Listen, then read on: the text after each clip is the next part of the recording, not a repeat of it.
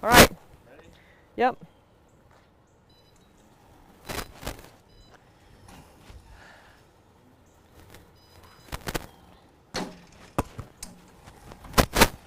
One.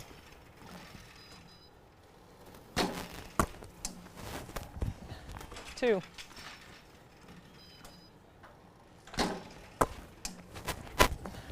Three.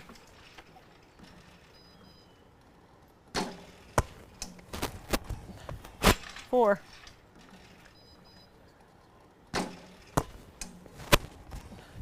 Five.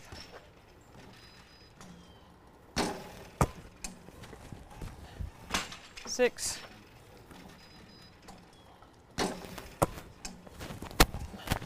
Seven.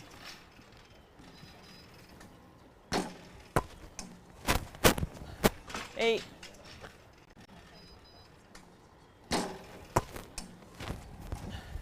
Nine.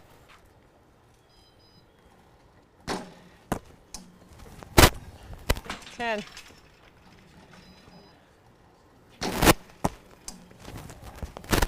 11.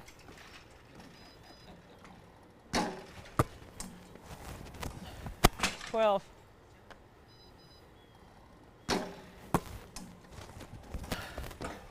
12. Dang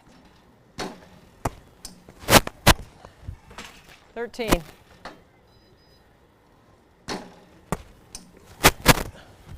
14.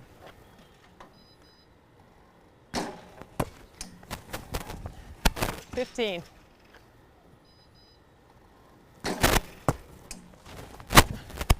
16. How about that? Good hustle, Joey. That's 16. 16.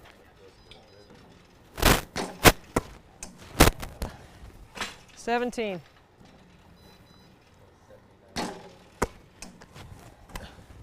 18.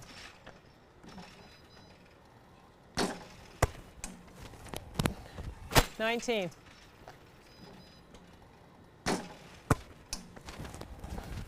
20.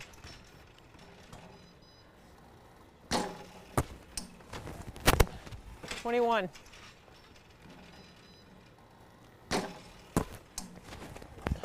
22.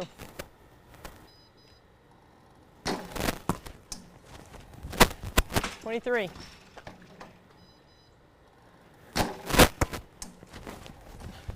24.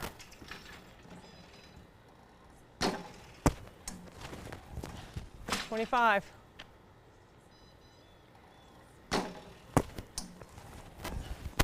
26.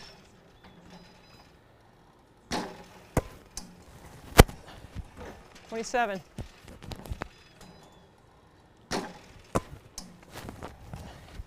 28.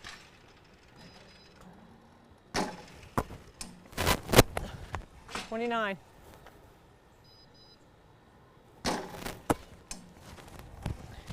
30.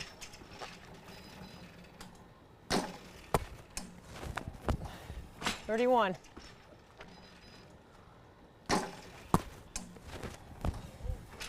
32.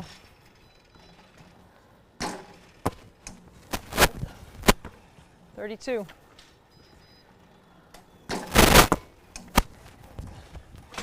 33.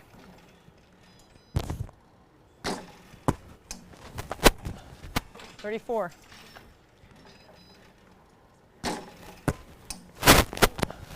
35.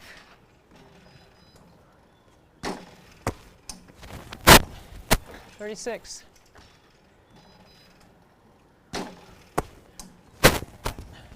37.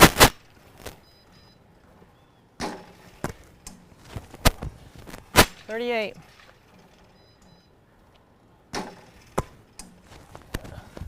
39.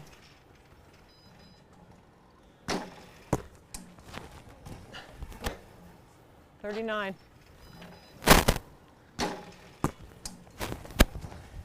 40.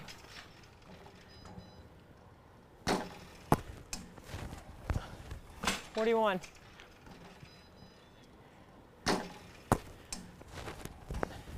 42.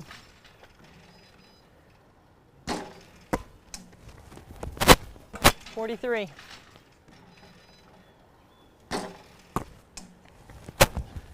44.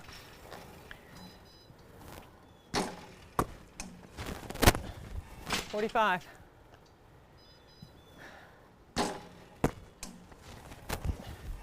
46.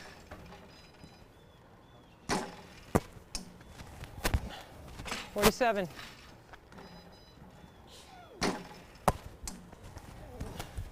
48.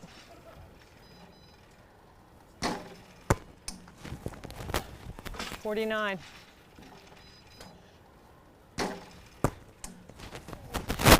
50.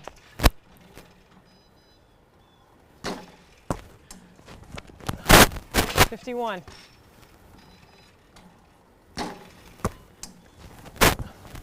52.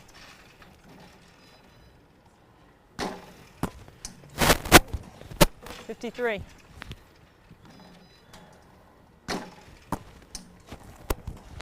54.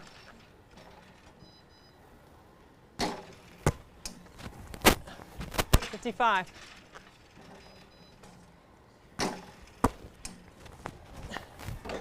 55. Short.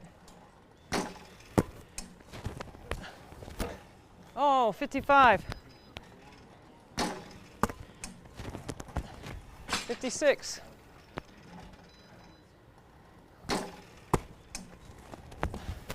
57.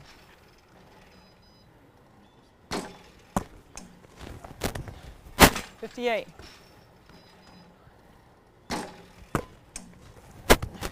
59.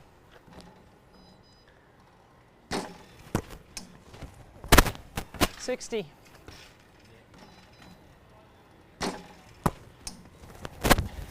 61.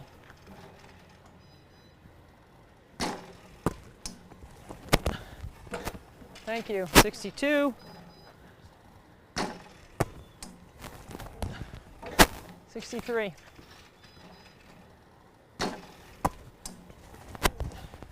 64.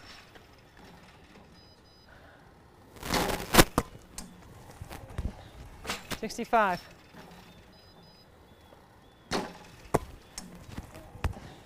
66.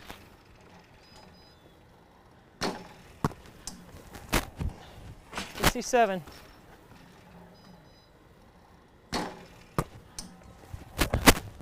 68.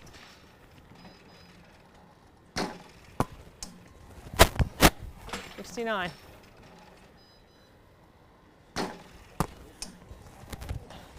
70.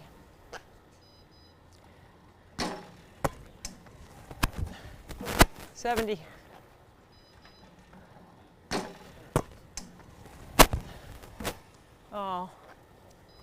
70. 71.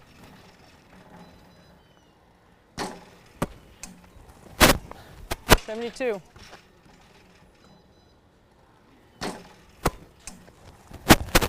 73.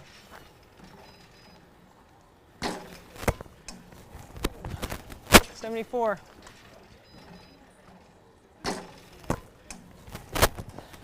75.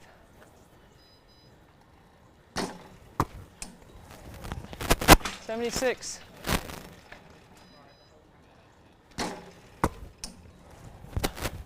77.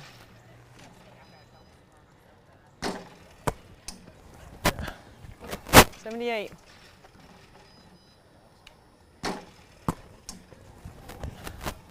78.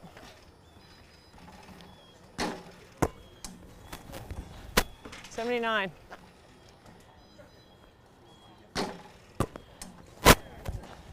80.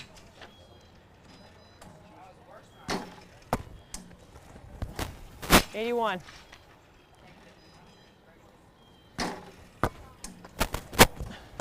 82.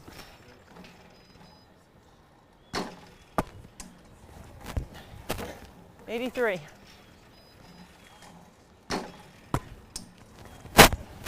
84.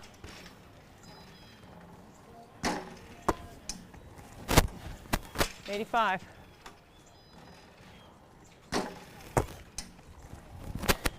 85. 86.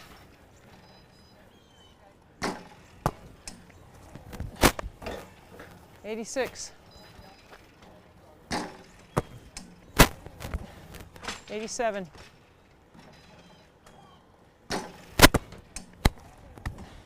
88.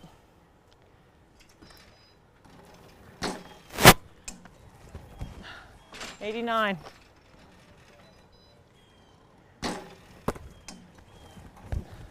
90.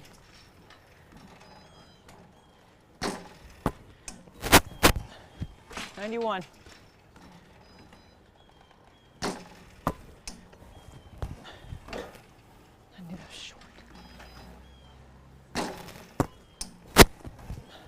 92.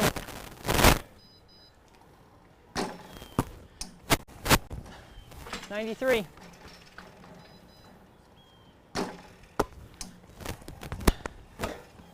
94.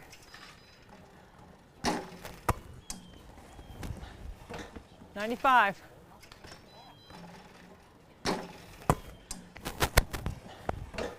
96. 97.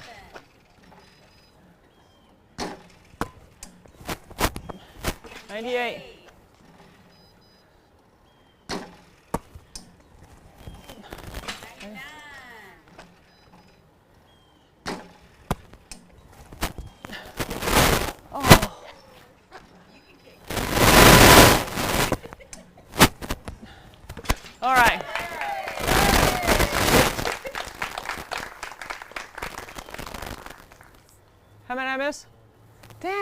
11.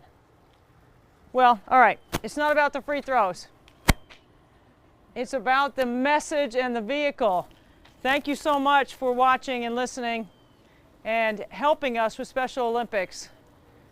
Up next is one of my buddies, one of my longtime partners on the air, and a really true gentleman to work with, Mr. Tim Brando.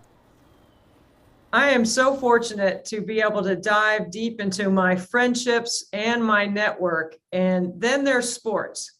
And that's where my buddy Timmy B comes into place. Tim Brando is one of the legendary, iconic voices in sport, not just in football or basketball or anything. Tim, thank you so much for being here with us on 24 Hours of Nothing But Net.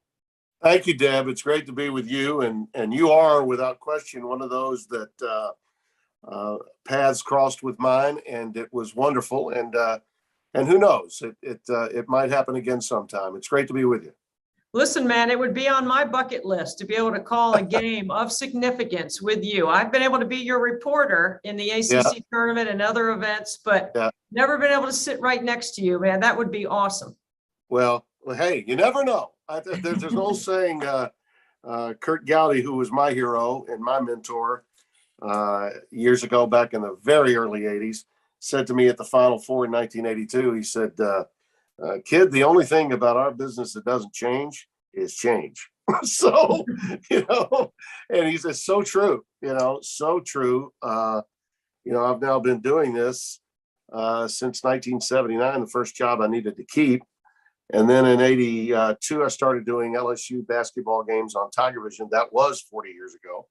And then I began doing syndicated work a year later in 1983 and 84 for people that speaking of Ray Com and Jefferson Pilot. And then in 1985, I went to ESPN and as they say, I was off and running. And four networks and 38 years later, I'm still at it, thankfully.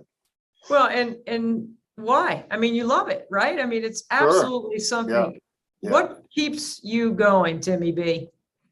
The love and passion for the sports that I cover, and just not just the sports, but the business of broadcasting. I hear a lot of guys that are veterans of the business, railing about how bad and how difficult our industry is. And it is. At many times off the air, it can be very treacherous out there.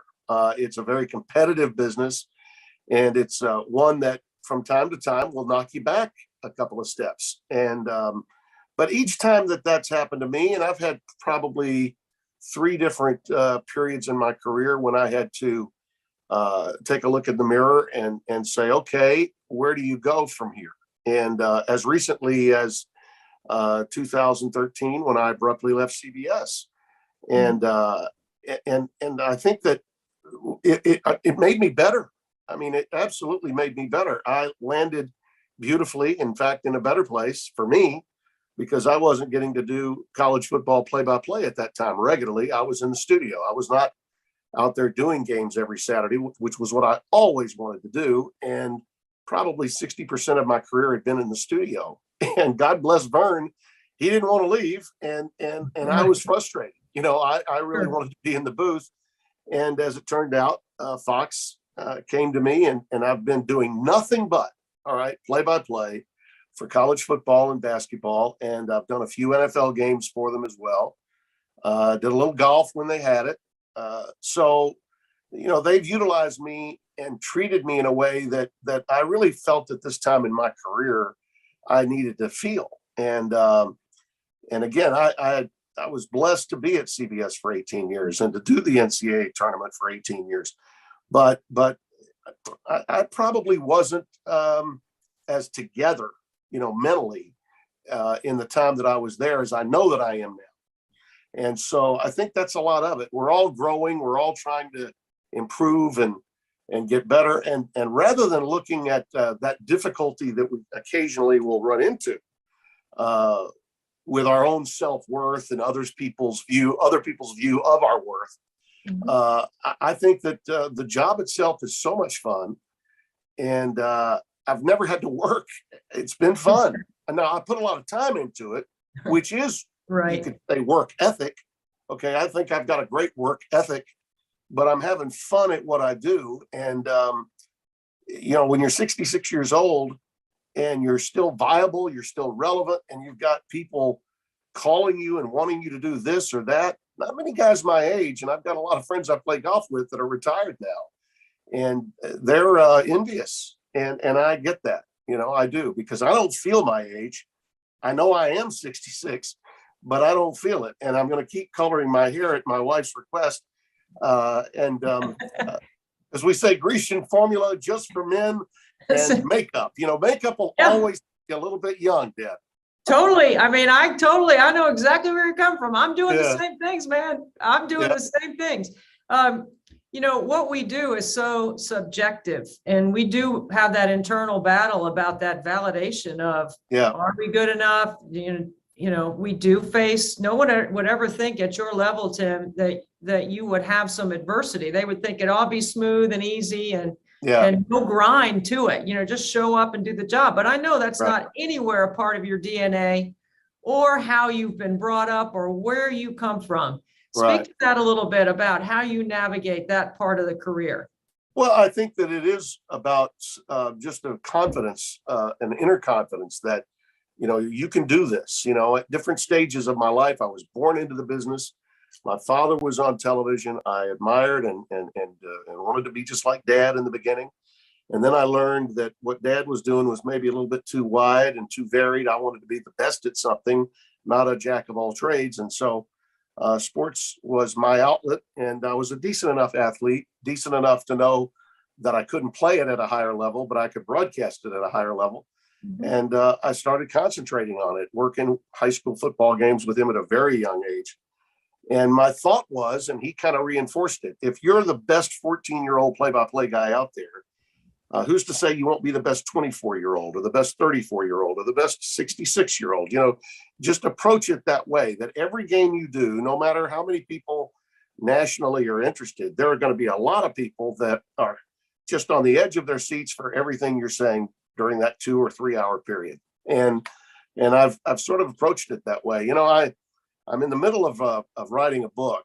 I say in the middle, I'm really at the beginning, working on it feverishly this spring and summer, maybe about 1.5 to 2 years away from finishing it off, because I can tell it's going to be a lot of work. But it's not just autobiographical. It's more of the journey. The journey's the best part, as I always say, when I talk to young broadcasters, and learning from those missteps. And you know, Deb, there's only 4 or 5 guys that get to be Joe Buck, Jim Nance, Mike Tirico and Al Michaels. Those are, we all began, I think, thinking we could maybe be there. I certainly felt when I began that I could get to that point. But for the most part, most people that are going to have really good careers or great careers, they're probably going to land about where I did, not where they did. And when you're in that position, that means you're going to face those positions every 10, 11, 12 years of, okay, all right, I'm going to have to be no longer an ESPN guy. I got to be a Turner guy. And then I went to be CBS, and I had to sort of earn my stripes there. He's a CBS guy now. And same thing has happened since I went to Fox. I'm about to start my 9th year there. And I think each time there's a little bit of a test for you to pass each time that you're now one of their guys.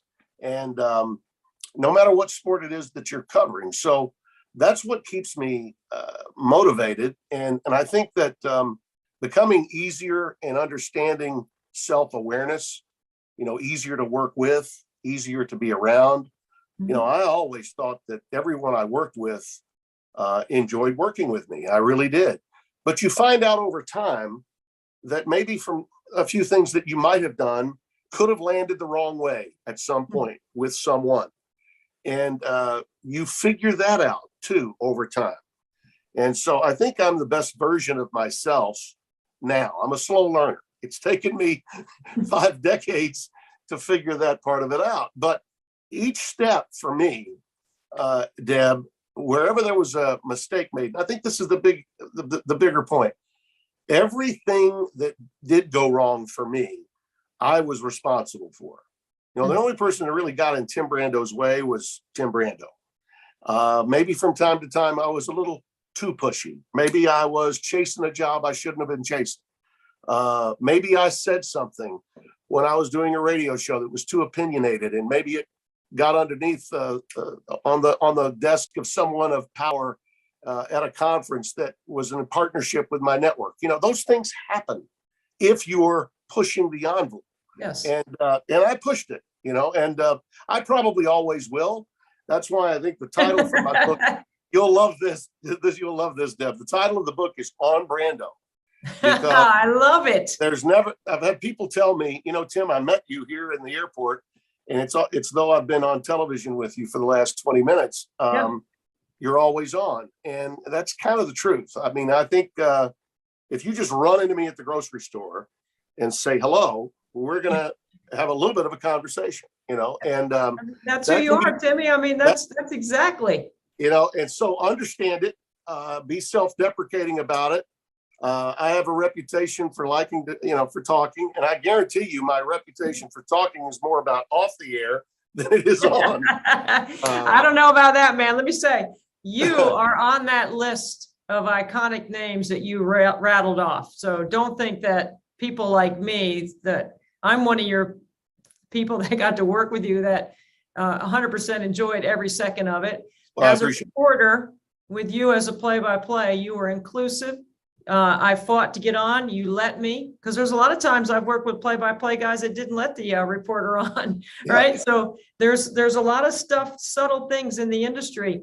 You included me. You brought me with you pregame. You brought me with you postgame, which was really fun as well. Yeah. And I did pick up a few tabs. Is that what you're saying? You picked up every tab I was ever with you. I don't remember ever paying for a drink when I was with you, Tim. You were awesome. And it wasn't just our crew.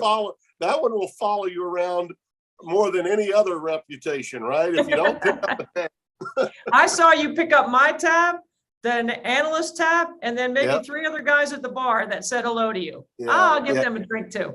That's the way you are. That's the kind of guy you are. Well, I appreciate that. You never know. Support people that you're working with around the truck. Could be a young associate producer, AD, production assistant. You never know. Hell, one of them might run a network one day. When I went to Fox, the first year I was doing the Pac-12 championship game. And in 2014, Marcus Mariota was quarterbacking for Oregon. They beat Arizona. And then I was going to fly on the company jet with the CEO of Fox, Eric Shanks, to Indianapolis to do a basketball game between Butler and Northwestern, which was on the same day as the Big Ten championship. So he was flying there to be, on hand for I think it was back then it was Charles Davis and Gus Johnson were working the Big Ten championship, and Joel Klatt and I had just done the Pac-12 championship on a Friday night. So we're flying. I'm going to get into Indianapolis at about 4 or 5 in the morning. The game is at noon, so it's a quick turnaround over at Butler, an iconic gym, as you know. You spent some time there during the COVID NCAA tournament, I know. And as we're flying out, Eric and I got into a conversation. Well, he was a student at Indiana and a runner for CBS when I was calling Indiana games. And the sports information director at the time, Kit Klingelhofer, would have these guys that were students that would come over and help with stats or go runners, basically just runners. And he did that while I was calling game. I had no idea until we had that flight. So, every day is an audition. You never know where some of these guys are going. I know, this name. He's working at ESPN now with ACC Network.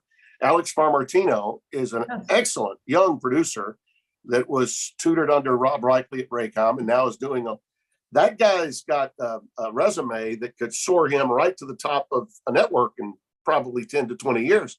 So people like that grow into the industry and maybe 20, 30 years younger than you are, may one day play a role in how long you hang around, No question, Tim. And that's sort of what you're talking about is, your philanthropic attitude about bringing along younger people or being mindful of people, just people around you. That's sort of what we're doing with 24 hours of Nothing But Net. We're trying to make the community better. And my story with my son, Frankie, and he's my inspiration. He's right here. And he's always got the guns up for being strong and powerful. I know you have a generous heart and a giving soul. And that's part of the reason why I wanted to have you on, is because everyone knows the personality of Tim Brando, the iconic broadcaster that's, the network guy that does all the big games. I know Timmy B from hanging out in the back room and talking family and being around you and when there's no cameras or when there's nobody around. And so I know what kind of person you are and how much you love what you do. And when we talk about being able to do more, when you think about Special Olympics and your involvement in all the philanthropic things that you do, why is it important for people to give when they think that there's a cause that they can support? Well, first and foremost, those people involved in Special Olympics, and there are different, obviously, definitions of special, as there are different types of autism. Different types of any disease that might be out there. When you approach them, it makes their day. When you spend time with them, it really, you can see on their faces at the time. A lot of people will tell you after the fact, gee, that really made me feel good, but they don't tell you at that point. They don't tell you when it's happening. Generally speaking, those with special needs, they'll tell you either, and if they can't tell you verbally, they'll tell you physically, the look in their eyes or the way they hug you, the way they hold on to you, when you hug them. And I think that it breaks down, not everybody has a personality that can automatically reach out. And I get that. Not everybody wants to speak in front of a large group of people. I never had that problem. So when I see someone that really is excited to see me, then I want to embrace them and engage them in a very personal way so that they'll always remember that happened. I was playing, and you'll love this story. Kid that's a huge Arkansas basketball fan. He's almost got 4,000 Twitter followers. Kenan Sandy is his Twitter handle, if you ever get a chance to look at it. And he's a Down syndrome kid, and he is just a huge fan of Arkansas. And all the coaches love him, all the fans love him. He's like the number one Arkansas fan. So I'm playing in Memphis, and his mom and came up to me and said, we drove all the way in from Arkansas so he could meet you. And I was in the middle of my round, inside the ropes playing in a pro-am. And I let him inside the ropes with me for a hole, and he just walked down the fairway with me. And, Sure. it was like, it was so memorable. And I've missed probably the last 2 or 3 because of scheduling pro-ams that they had at St. Jude. And, each year about this time, I'll hear from him, hey, are you going to play? And I said, well, awesome. I believe that this year, the date's going to be one that I can make because they changed it. It's a world golf event now, as opposed to just the St. Jude PGA Tour event. And I think I will be able to see him again. But, those moments are as good for you as they are for them. It makes you whole. It makes you feel like that you're making a difference in someone's life and I celebrated him on Twitter, and the Arkansas fans loved it. And I gave him my hat that I was playing with, signed it. And then he gave me an Arkansas hat signed by the basketball coach, the football coach, the baseball coach, the whole bit, That's great. So those moments, I think, turn you into that round, the 360 guy. I've always sort of approached my life as a 360 guy, that an all-around guy. If someone said afterward they met me or spent any time with me, if all they said was, you know what, that's a really good guy, that's an all-around guy, that would be the perfect compliment. Well, that's exactly who you are, Tim. And I can't wait to read On Brando. I think that is a perfect name for your book. It has so many meanings. On brand, on Brando, you're on, you're Brando. I mean, it's going to be, and if I saw you in the grocery store, I know it would be an endless conversation. Well, and when you're young and you're playing ball, basketball, baseball, whatever, if you got a last name like Brando, coaches are never going to call you Tim. They're going to Brando, it's like, you were always going to get it. So I had to embrace it. You are the best. Thank you so much for taking time and for spending it with us on 24 Hours of Nothing But Net. And I know if Frankie got a chance to hang out with you, he'd be carrying your bag a few holes for you. There you go. Well, listen, we'll make that happen someday soon, Jen. That's now on my bucket list. And as we like to say so often in our business, the check's in the mail. So you'll be having a contribution from Chateau Brando real soon. You're so kind, Tim, and I'm so grateful for your time and your giving heart. And thank you for everything you've done to support me in my career, which has helped my family immensely. You bet. Well, you earned it, and we're ready for it when it came. And the sky's the limit for you. You know that. Thank you, Tim. Best wishes to you and your family. Have fun, man. Okay, Deb. All the best.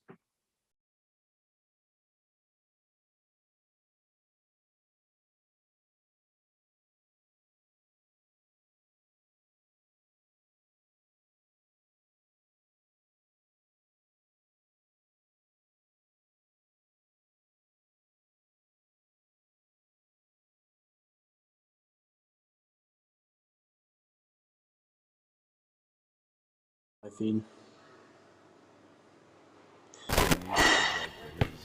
Oh. Okay. You're looking good, man. Oh, hello. Can you hear me?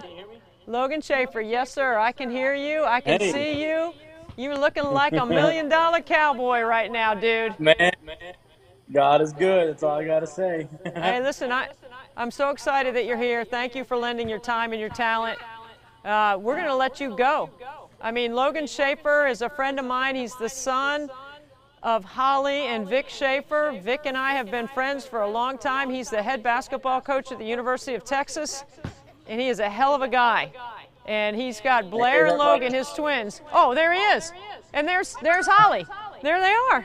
Hey, I heard you guys are going to bring some background vocals. You have no idea. We're so glad that you guys could do this. Logan, we got a special connection, you and me. And when I asked you if you'd be willing to play some music for us, you were like, without hesitation. So thank you so much. We're over $123,000 for Special Olympics, so the floor is yours, man. The stage is yours. Take us to the top of the hour, buddy. Let's get 10,000. Let's do it. All right, let's see here. Get the setup going. I'm gonna do it sideways.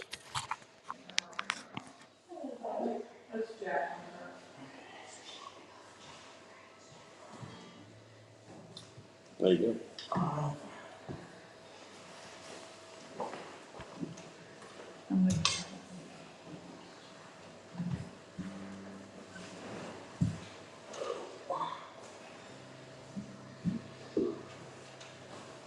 Well, I'd like to start off by saying thank you, Debbie, for having me on here. Super grateful for the opportunity, and y'all be sure to be very generous with your resources. This is a great cause, and we're all looking to make an impact. Let's do it.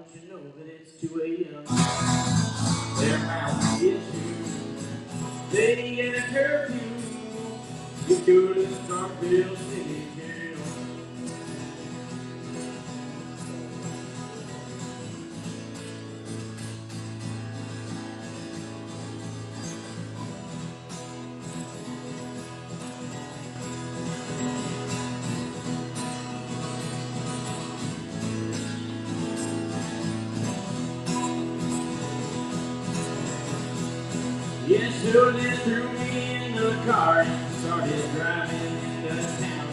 I said, what the hell did I do? They said, should have been sit down. Well, they emptied out my pockets, took my pills and my guitar pick. I said, oh, wait, hold on now, man, so here was nothing. And the story they put me in cell. You went on for the night. I said, come back here, you're so and so, cause I ain't being treated right. They got a curfew. You go to Starkville City Jail.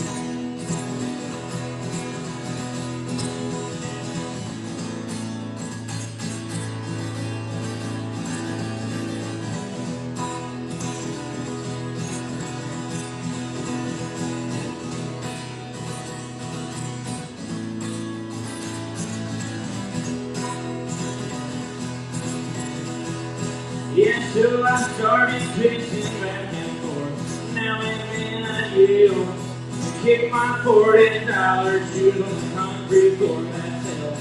And I walk a while and kick a while. All night nobody came. Then I sat and they remembered they didn't even take my name. That ain't bailing me out. Said anything of mine. They gave me a singer and a guitar pick. And a yellow dandelion, they're bound to get you. They got a curfew. You go to the Starkville City Jail.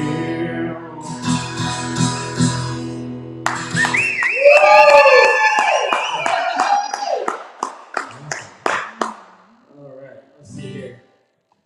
Let's do a George Strait song.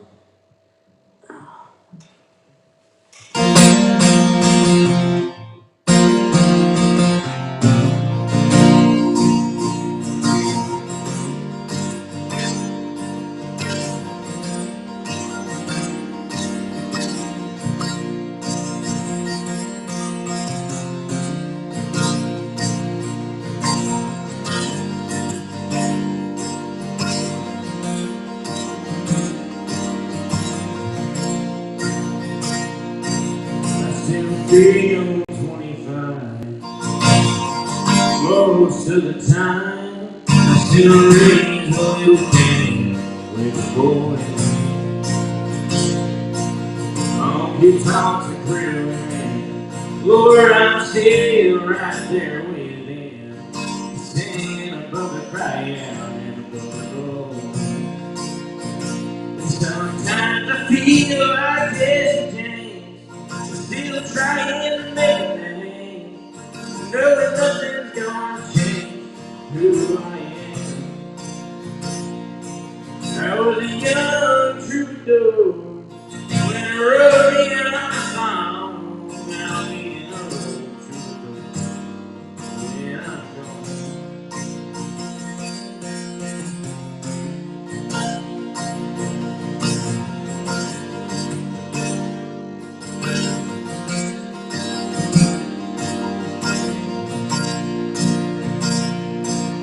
Well, the truth about America is that the damn don't mirror. It don't really tell the whole truth. It don't show what's deep inside or read between the lines. And it's really no reflection of my youth. And sometimes I feel like Jesse James, still trying to make a name, knowing nothing's gonna change who I am. I was a young troubadour when I wrote in a song, and I'll be an old troubadour when I'm gone.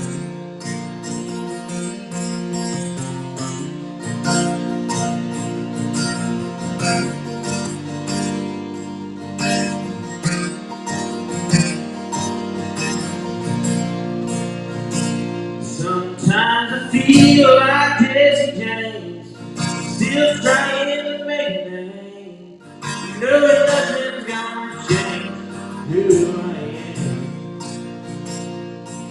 I was a young troubadour when I wrote in a song, and I'll be an old troubadour when I'm gone.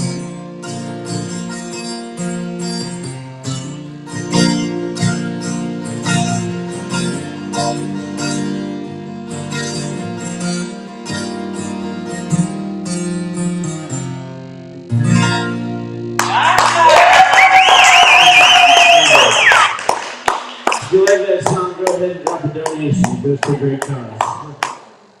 Let's see here, what else I got. Another Johnny Cash. I'm gonna do a song that I wrote down in College Station when I was in grad school. This one's called "Moment Like This." Hope you like it.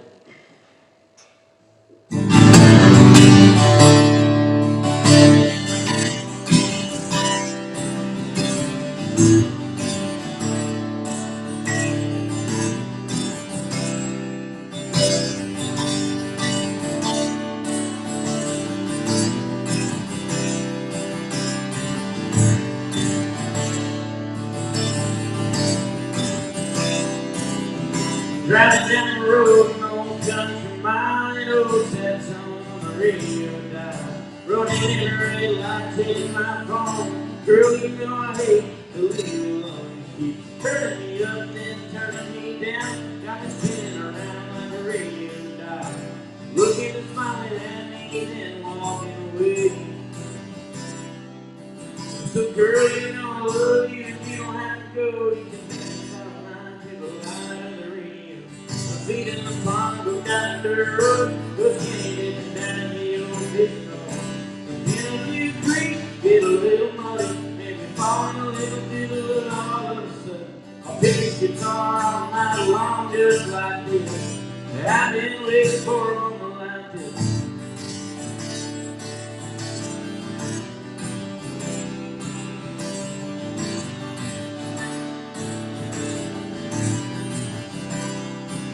Well, church, you were bar, school, it's all the same. You're over here on my name. I like what you got, you want what I have.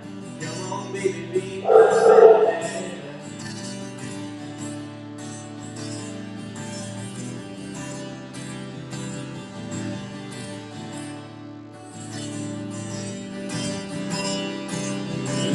girl, you know I love you, and you don't have to go. You can dance all night to the light of the radio. My feet in the pond, go down the dirt road. Go skinny dipping down in the old fishing hole.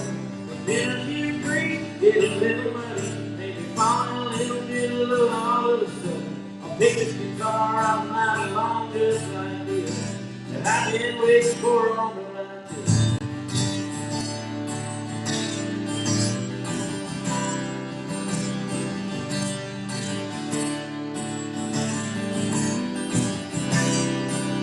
My heart's been beating, my hand's been shaking. I know you've been waiting too. So girl, you know I love you, and you don't have to go. You can dance all night, go out of the radio. My feet in the pond, go down the road. Go skinny dipping down in the old fishing hole. Go build a few creeks, get a little money, maybe find a little bit of love all of a sudden. I'll pick this guitar all night long just like this. And I've been waiting for a moment like this.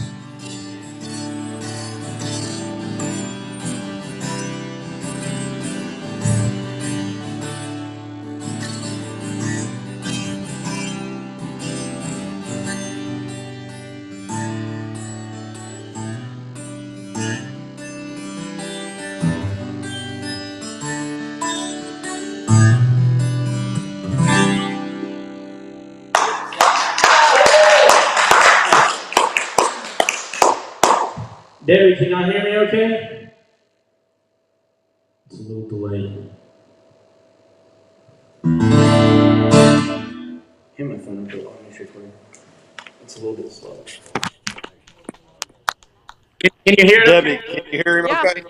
We got you. I'm sitting right here in my chair, listening Okay, cool. right in front of the TV. Sweet. Okay. Yeah, sounds great, man. Thank you. Awesome. Are you bucking me? There you go. So, Debbie, we've got a little surprise tonight. So, whenever Mom and Dad got married, they actually they got married, and Dad sent all my aunts who live in Texas to Mom, and she's from Arkansas. And we're actually going to sing for you.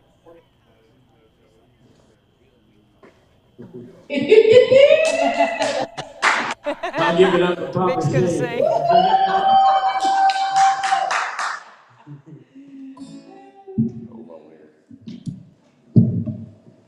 There you go. It's like, not have to skip the whole base of it. It kind of tilts, so they just hold it. Okay.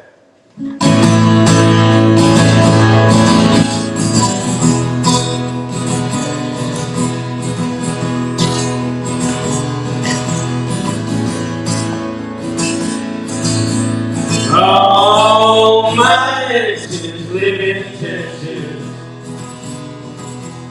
Texas is the place I really love to be. And all my exes live in Texas. That's why I hang my hat in Tennessee.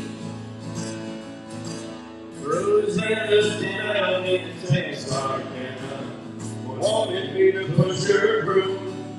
Sweet Darlene and Appalachia, she's working out on the moon. And Galveston's in Galveston somehow lost her sanity. And Dimples, who now lives in Temple, got the law looking for me. All my exes live in Texas.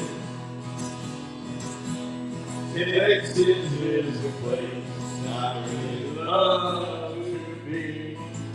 And all my exes live in Texas. That's why I hang my hat in Tennessee.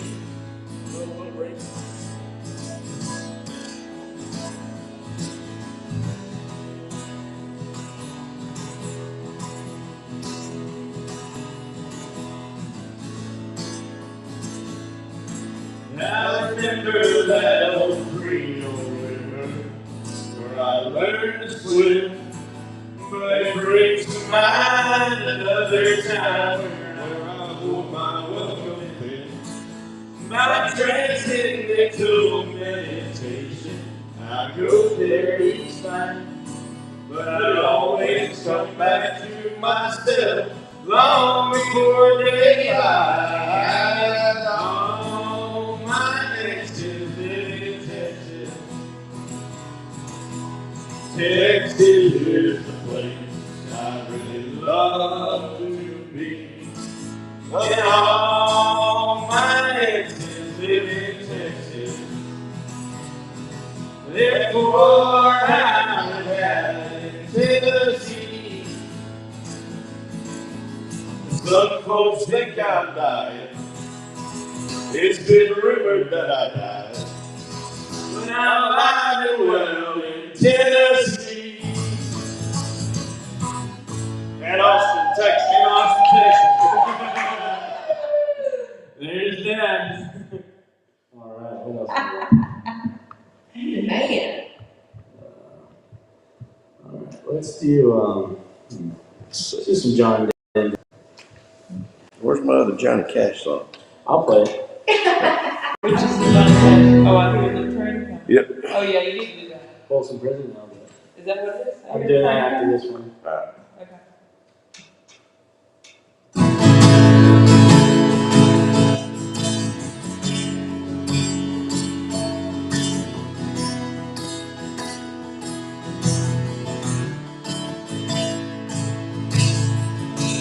Almost heaven, West Virginia, Blue Ridge Mountains, Shenandoah River. Life is old there, older than the tree, younger than the mountain, loving like a breeze.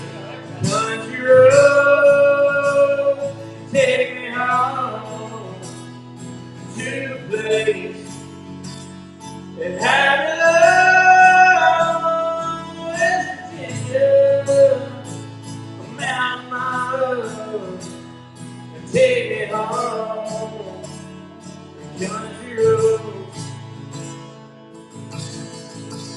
all my memories gather around her, a miner's lady, stranger to the water. Dark and dusty, hanging on the sky. Miss the taste of moonshine, teardrop in my eye. Country road, take me home to the place that had love, West Virginia, a mountain love. Take it home, country road. I hear her voice in the morning hour she calls me.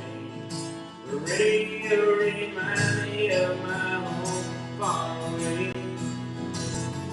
And driving down the road, get that feeling that I should have been home yesterday.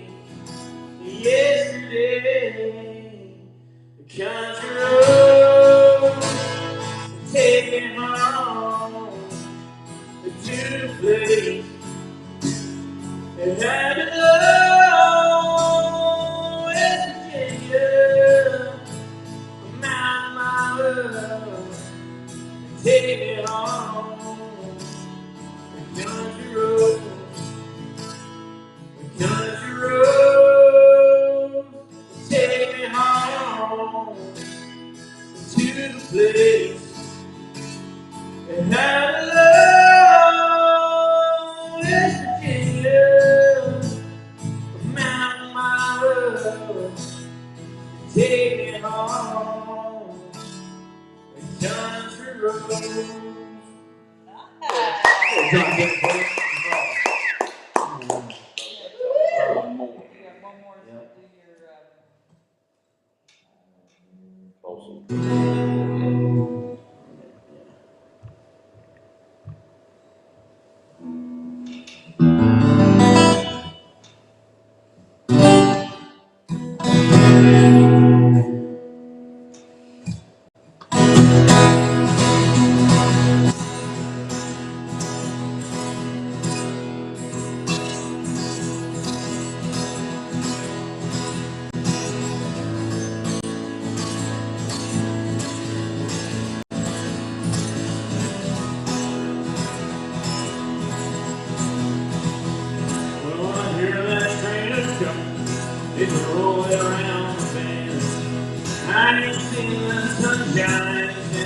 I don't know it, but I'm stuck in Folsom Prison, and time keeps dragging on.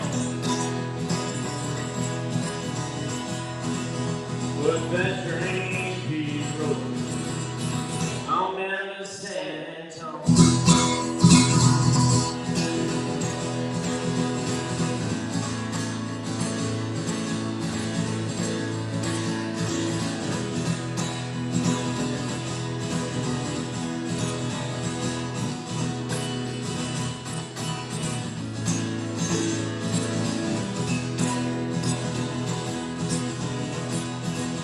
Well, when I was just a baby, my mama told me so. Always be a good boy and don't ever play with guns. But I shot a man in Rio just to watch him die. When I hear that whistle blowing, I hang my head and I cry.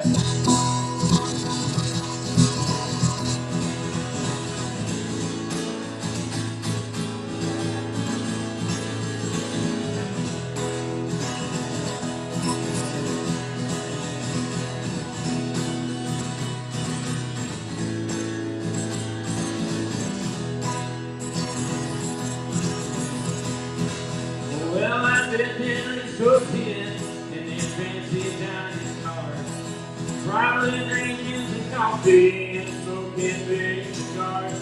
Do I know I had a chance? Yeah, no, I can't be free. But those people keep moving, and that's what tortures me.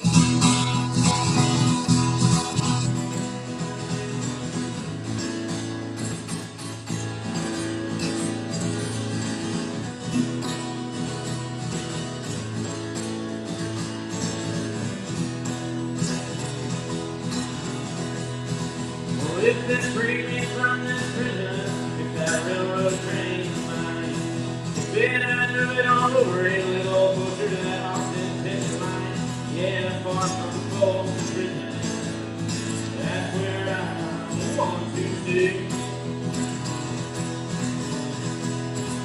And I let that lonesome whistle blow my blues away.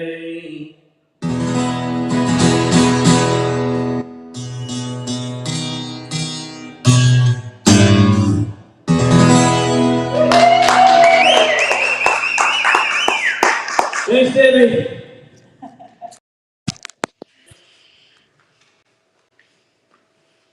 What do you think, Debbie? On the road, man. I hope this is your debut to the world. That'd be awesome. Thank you for having me. You guys were good. Thank you for having us. Vic, I knew you had multiple skills, but I didn't know that was in your skill set, man. Awesome. Hey, that's in my wheelhouse, baby. Logan, you look like $1 million cowboy, dude.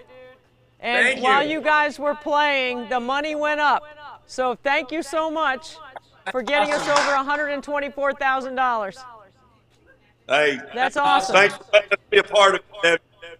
You guys are the best. I appreciate your friendship, and thanks for supporting our family, and especially Frankie. Absolutely. We love you guys. We love you. We send our best, okay? We love you guys, too. Thank you so much. All right. So grateful to the Schaefer family. Logan did a wonderful job. What a nice set to play. It was upbeat and it was exciting and everybody was listening, paying attention. I hope you on the live stream enjoyed it as much as we did here in the driveway.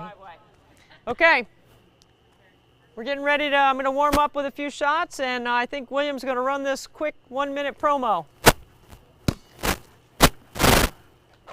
Ooh.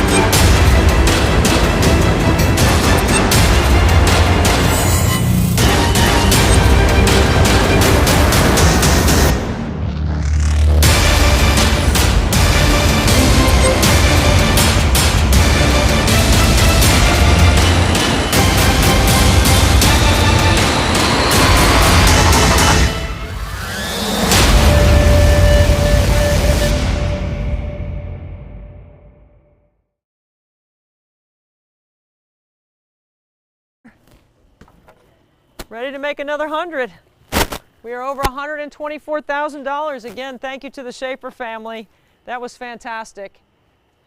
I mean, really good, Logan. You're in for next year already, buddy. We'll let you know what the date is. And your dad's got a little boogie-woogie to him, too. That was pretty good. Didn't know Vic had that ability in him, but I love it. Holly, you're up next. Next year, you got to sing something for us. Blair, you can do some backup. Okay. Let's go, Patrick. Let's make another 100. Let's go. That looks good, Frank. Oh, that's not a good start. 1.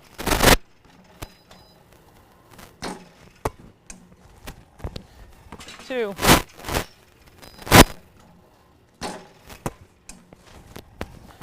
3.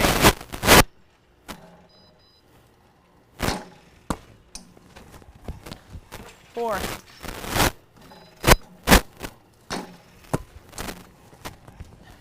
5.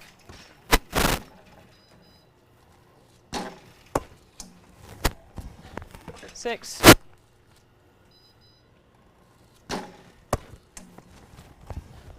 7.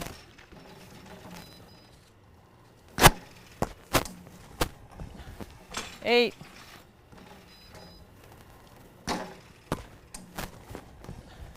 9.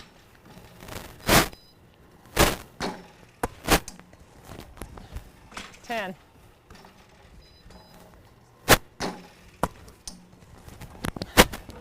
10. Short. 11.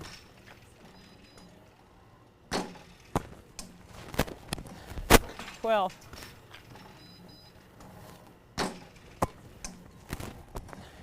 13.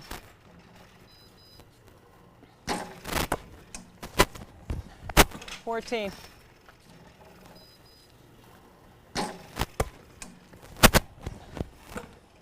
15.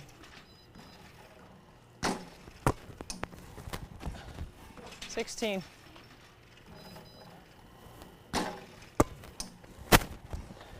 17.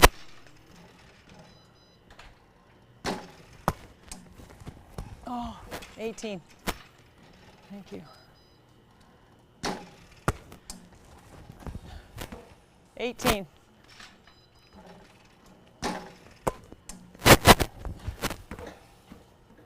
'Come on. 19.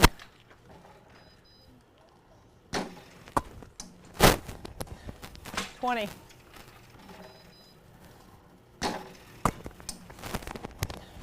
21.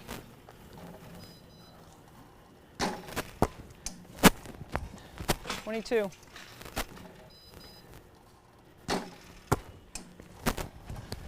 23.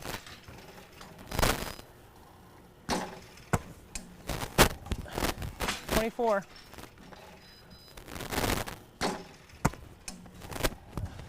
25.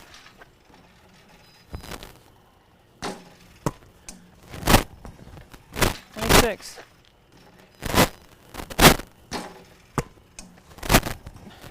27.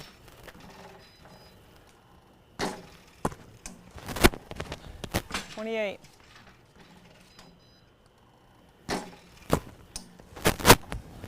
29.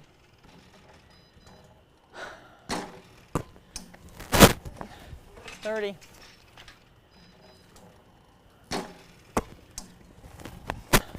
31.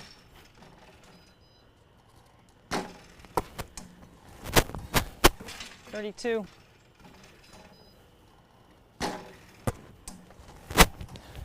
33.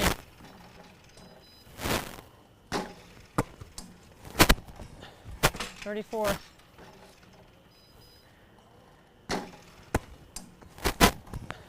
35.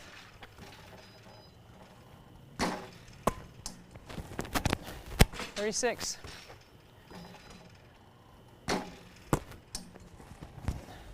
37.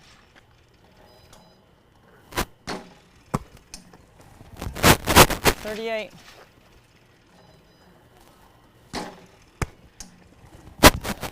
39.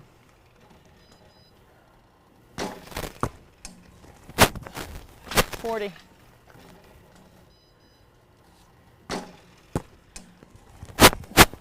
41.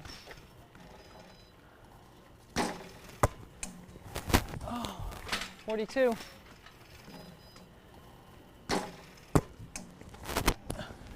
43.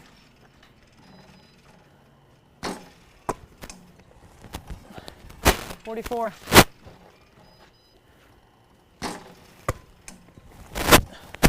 45.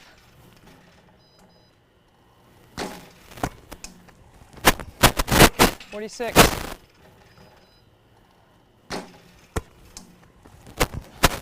47.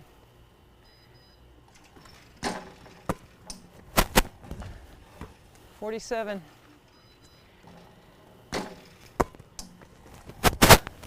48.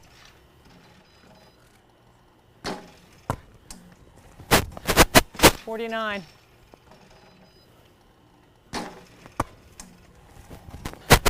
50.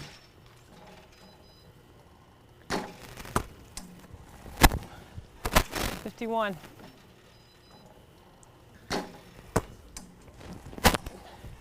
52.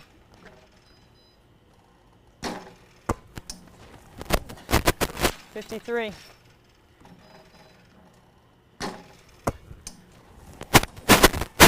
54.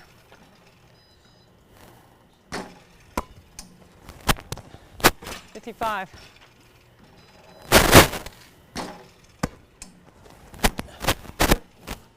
55. 56.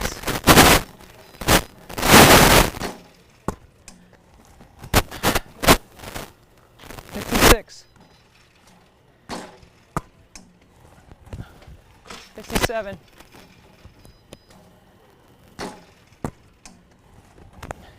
58.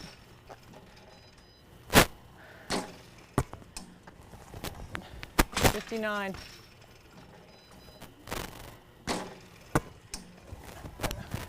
60.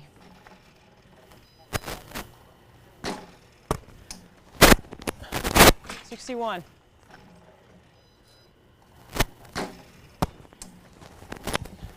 62.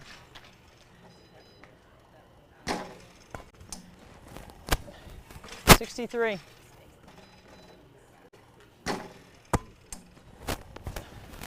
64.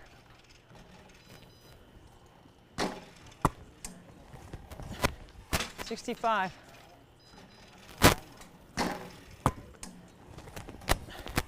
66.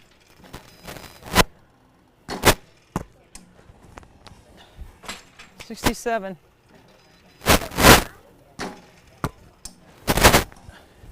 68.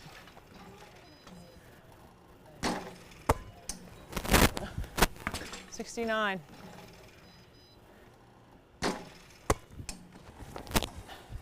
70.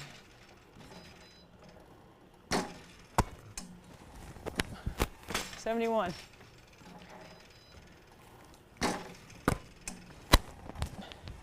72.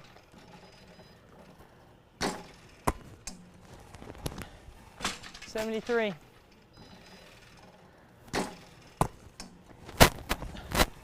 74.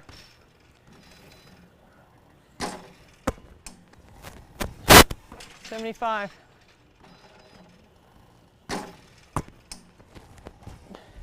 76.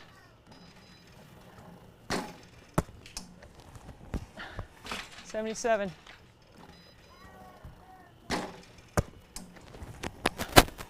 78.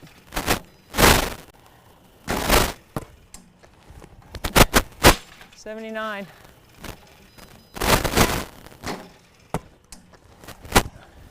80.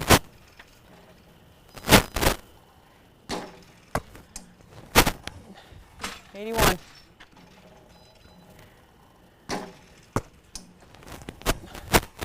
82. 83.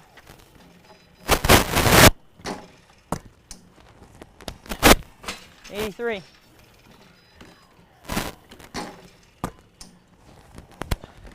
84.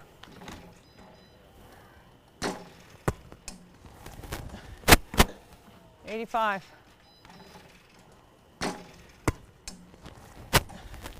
86.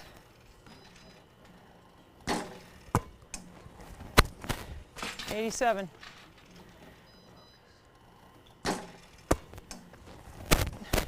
88.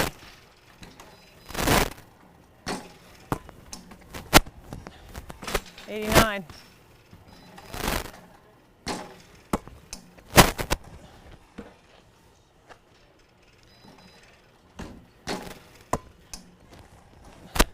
90.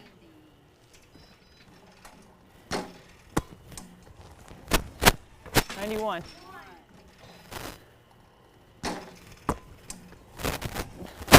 92.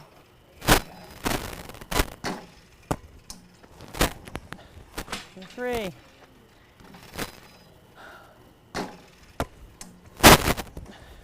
94.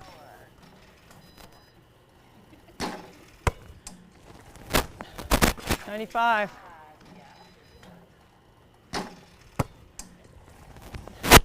96.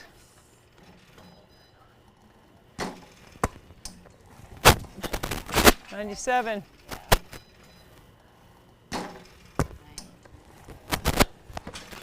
98.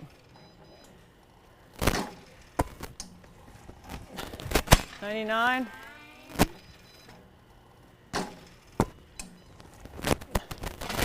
'All right.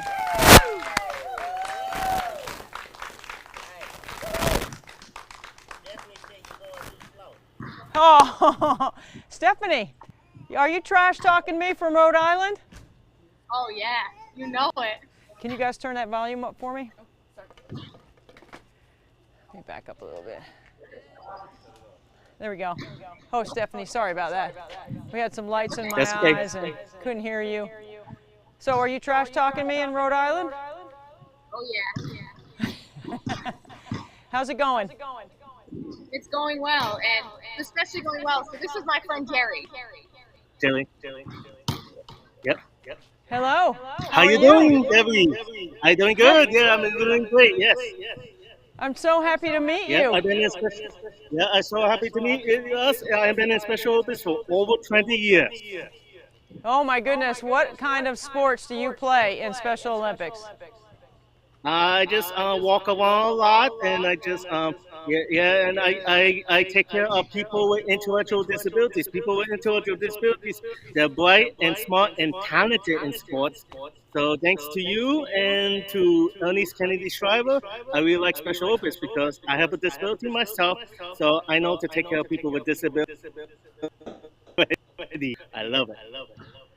Anytime my name is in the same sentence with Eunice Kennedy Shriver, that makes me want to cry. She is one of my role models. Yes, I agree with her. Yes, so it's like so thanks to her that she is an advocate. I'm an advocate also for special Olympics, autism, Down syndrome, and every mental disability I can think about. Well, I want you to meet my son, Frankie. He's a Special Olympic athlete also. How you doing, Frank? How you doing, What's Frank? up? Yeah, you're doing great. Yeah, you're doing great. So, so I hope that you could be in the USA Games in Orlando. So you'll be your best there. So yeah, I know you're the most rewarding athlete that I've ever seen. Well, we are looking forward to meeting you one day. We can't wait. Yeah, thanks. Yeah, I've been supporting Special Olympics also. Look at the shirt. Yeah, I have the shirt for Special Olympics. I've been supporting that for over 10 years. Yeah, I'm very good. I'm looking very good. Anybody who's a friend of Stephanie's is a friend of ours. Yep, that's good. Me too. Yeah, I have the friends there. I have my friends, the CEO, the president, the officers, the executives in Special Olympics Rhode Island headquarters. I've been there quite some times, and I like it there. So I'm a big volunteer there. So I clean up, I take down the the state championships and all that stuff like that. So I really love Special Olympics. I hope I could be there for the rest of my life and forever. And you too. I do too. Okay, I think that's great. So how's Stephanie shooting it? She's doing 1,000 already. She's 1,000 1,000. left? He's keeping all my stats. Yes, He knows that's how many I've missed. He knows how many I've made. yeah, My streaks. yes, she's Incredible. yeah, yes, yeah. That's great. Yep, that's That's great. great. So I'll be keeping an eye out for the rest of this day and tomorrow. Yep. Well, we hope that you are there when they cut down the nets in Rhode Island. Yeah, I see. He's Yeah. been a big part of it. He's Right, been thank here you. with me the entire time. Yep, entire time. Yeah, I've been here for 20 years. So I've been seeing her since she came here and everything like that every year. That is so great. Yep, I see. So Well, it's I so guess nice to meet you. yeah, it's so nice to meet you. So you're gonna see me in the state summer games in Special Olympics Florida on June 4th. We'll be looking for you. Okay, yep, it's on the Facebook. I already have my Facebook already, so I already posted 7 comments already. So I already posted like every shot that she made. So you're going to see it, okay? When you see Okay, the I'll be Special looking for Olympics it. photo. Yep, thank you. That sounds good. Thank you so much. Nice to meet you. Nice to meet you. Yep, we'll see you Steph, tomorrow. how's it going? It's going well. I have my parents here. This is my mom. This is my dad. Hi. You guys got to be proud of Stephanie. She has jumped right in with both feet, and we are so lucky to have her as a teammate. Yeah, it was nice having the governor and the mayor of Cranston here today. It was really nice. It was wonderful to meet them. That is incredible that you got the governor to come to the gym, and the mayor. Exactly. Yep. And shoot with her. That's great. Yeah. That's what we need. We need to win over those politicians so they understand how important special education and Special Olympics is, so they'll keep giving us some funding. Absolutely. Exactly. Yeah. Keep working them over, Stephanie. Just keep pounding away. I got it. You too. Good luck. Well, we're so proud of what you're doing in Rhode Island. You guys have been great partners. And I thank you for coming on the live stream again with us. We're going to check in with you later on. Keep shooting, Stephanie. Shoot till your arm falls off. It's getting there. Hang in there. You got it. Bye, Debbie. Oh, boy, I think Stephanie Coro is amazing. We've become fast friends. She's terrific. She is a great ambassador for Special Olympics in the state of Rhode Island. She's a great college basketball player, and she's a really good shooter. So I'm sure she's shooting a very high percentage. Okay, next, we're going to go to football. The head coach at the University of South Carolina is our guy, Shane Beamer. He is a terrific young coach. We're very excited to spend some time with him. Shane, thank you so much for joining us.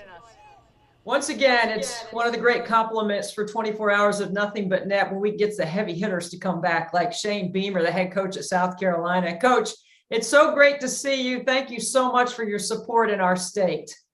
No, thank you for having me back on, Debbie. It's an awesome cause to be a part of, and I'm humbled and grateful to be part of it. And careful with that heavy hitter. I'm not sure if many people would agree, but I appreciate you saying that.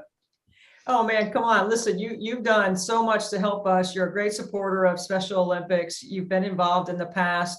Tell us why this is such an important cause to you and your family.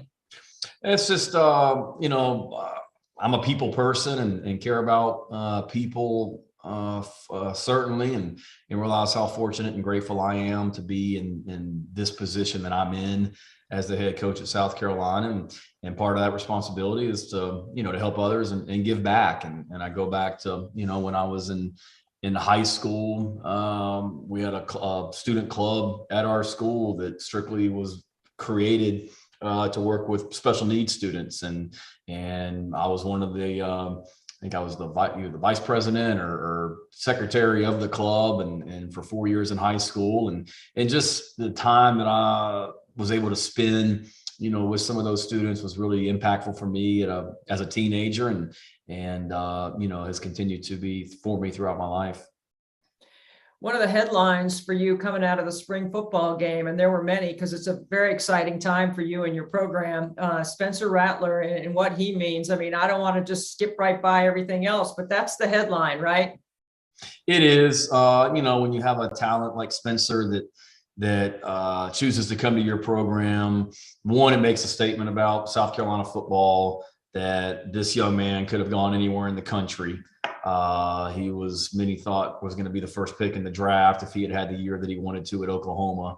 He didn't, Then he decides to enter the portal. Any school in the country would have wanted to have him, and he chose to come to South Carolina. One, that makes a great statement about what we're doing in this program, that he wanted to be a part of it and had confidence in us. But then also, you've been around sports long enough, when you have a guy like that in your program, just the confidence that it gives everyone around him, the other players on offense, the other players on defense, the way that the competition in practice has ratcheted up. It's been really, really good. And that's not to knock any of the current quarterbacks we have in our program, but they're all young. And, Luke Doty was our starting quarterback going into the season. Luke's still a young guy, still is right now, and hasn't started many games as a college quarterback. And because of injuries last year, hasn't been able to really play in that many games as a college quarterback. So to have a guy like Spencer come into your program with his talent level, but also his experience, the fact that he's won a conference championship before, and I think only lost 2 games as a starting quarterback in his career at Oklahoma, certainly makes everyone around him better. Well, you want to have those kind of winning attitudes around your program. I know you're a winner. You've always been a winner. You've coached incredibly talented players over the course of your career, Shane. What is it about Spencer that makes him so unique and different that we might see, 3rd and long, 3rd and short, those kinds of situations? And I know for me, like, I'm not as strategic as others. I just love offense. So I want to see, I can't wait to see him with the ball in his hands. Like, what's that going to look like?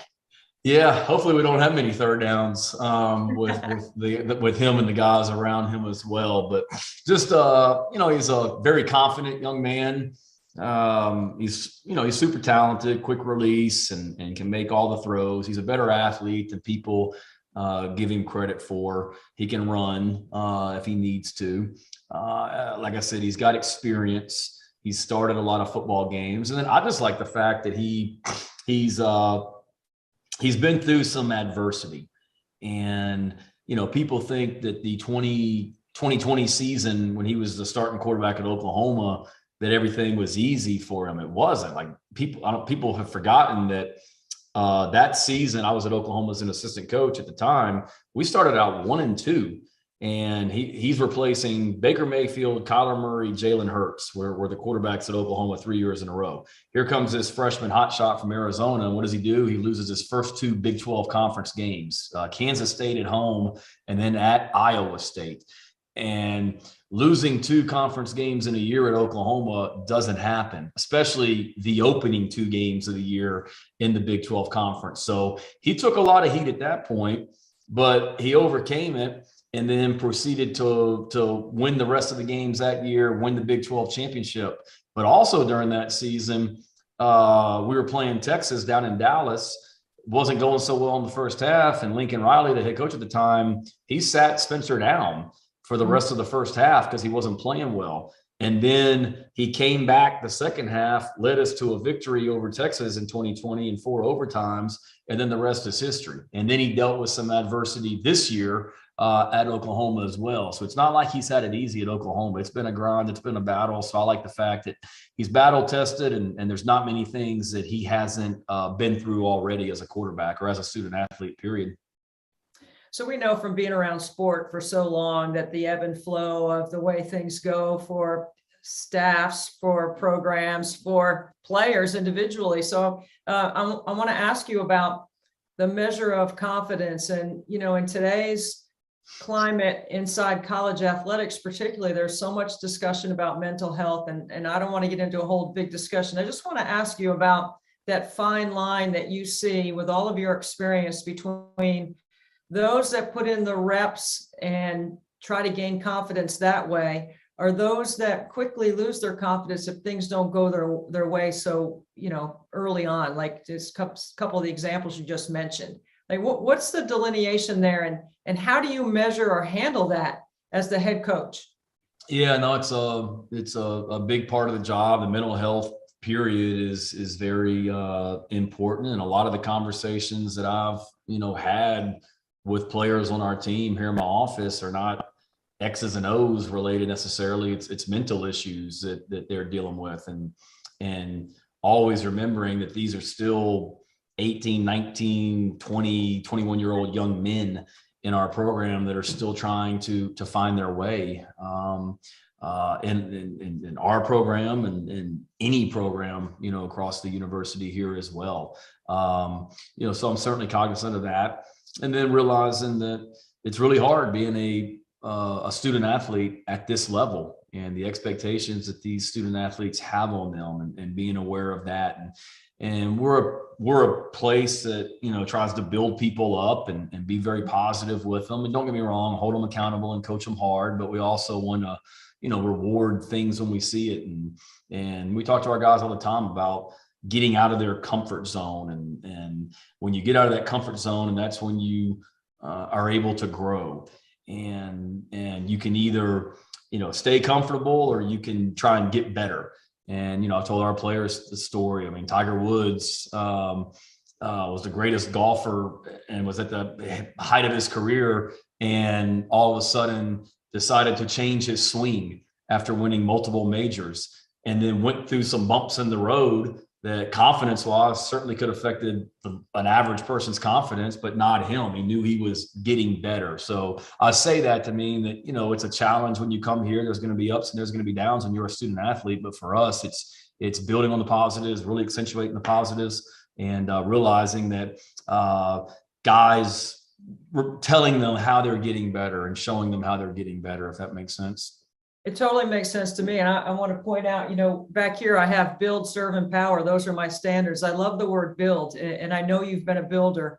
And when you start tying in all the wonderful facilities, the talented people that you have at South Carolina to be able to assist your players in every aspect of what they might want to do, it comes back to our why and why we play sport, and exactly the reason why, Shane, that we're doing this with my inspiration of Frankie, so that Frankie and his friends and teammates need a little bit more, a little extra. So if you were giving me your best recruiting pitch for how to help Special Olympics, come on, give it to us right here so that we can get people involved in the state of South Carolina and other places. I think there's so many great young men, young women around South Carolina that are talented athletes, and they just need a little bit more assistance, like you're saying. And when you have the opportunity, I'm a people person, like I said at the beginning. I care about people, love people. I'm very grateful for the role that I'm in, and I want to use that gratitude that I have and my love for others to be able to help others. And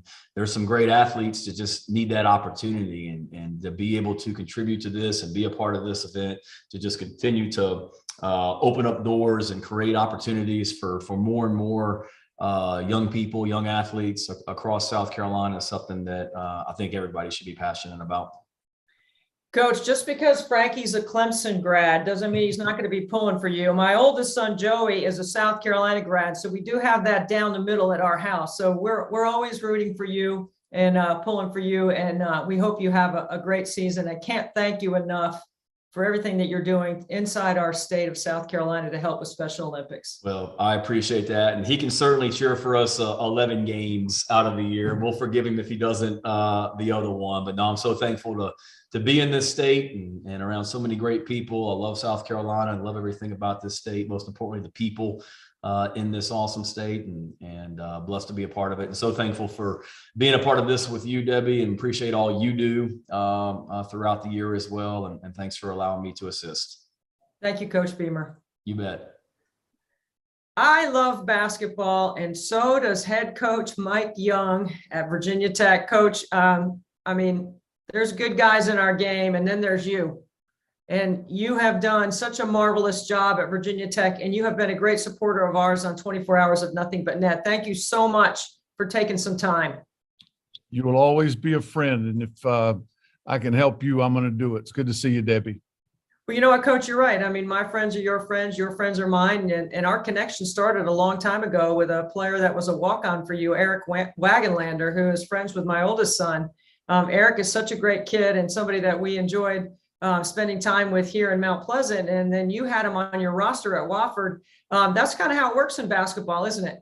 Yeah. It's a small world when you really think about it. The people that I've come in contact with, friends I've made, through the game. Eric Wagenlander will always be one of my favorites. Mom and dad are wonderful people. great experiences and a lot of fun being with him and following his path. He was with me last year as a graduate assistant, is now with the Houston Texans, as you're aware of. He just sent me a care package.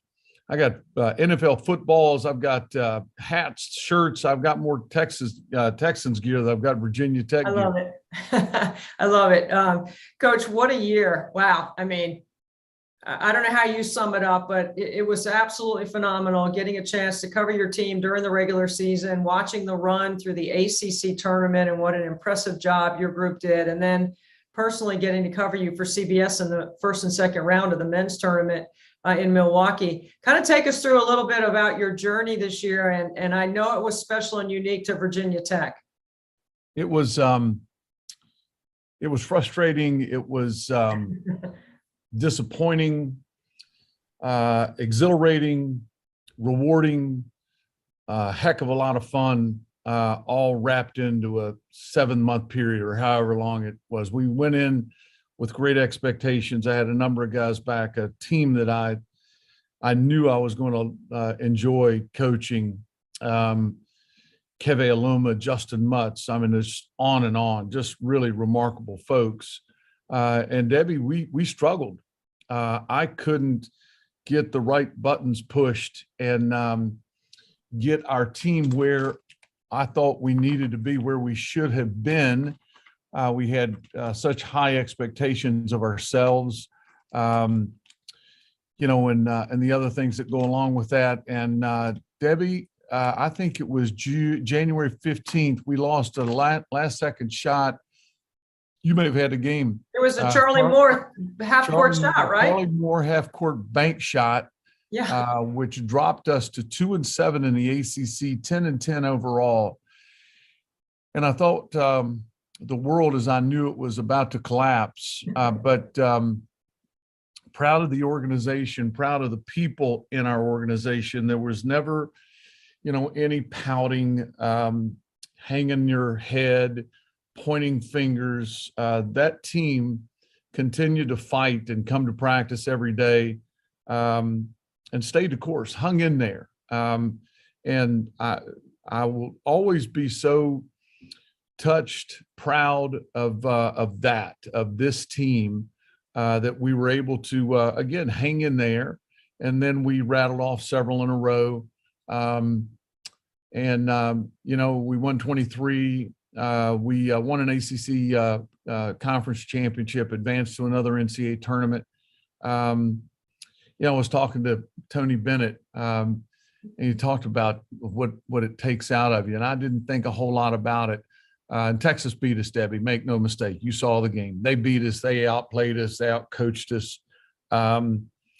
But Coach Bennett's point was the year before they won a national championship, he won the ACC tournament crown. And I think maybe that was the year they lost to UMBC, I think. Yep.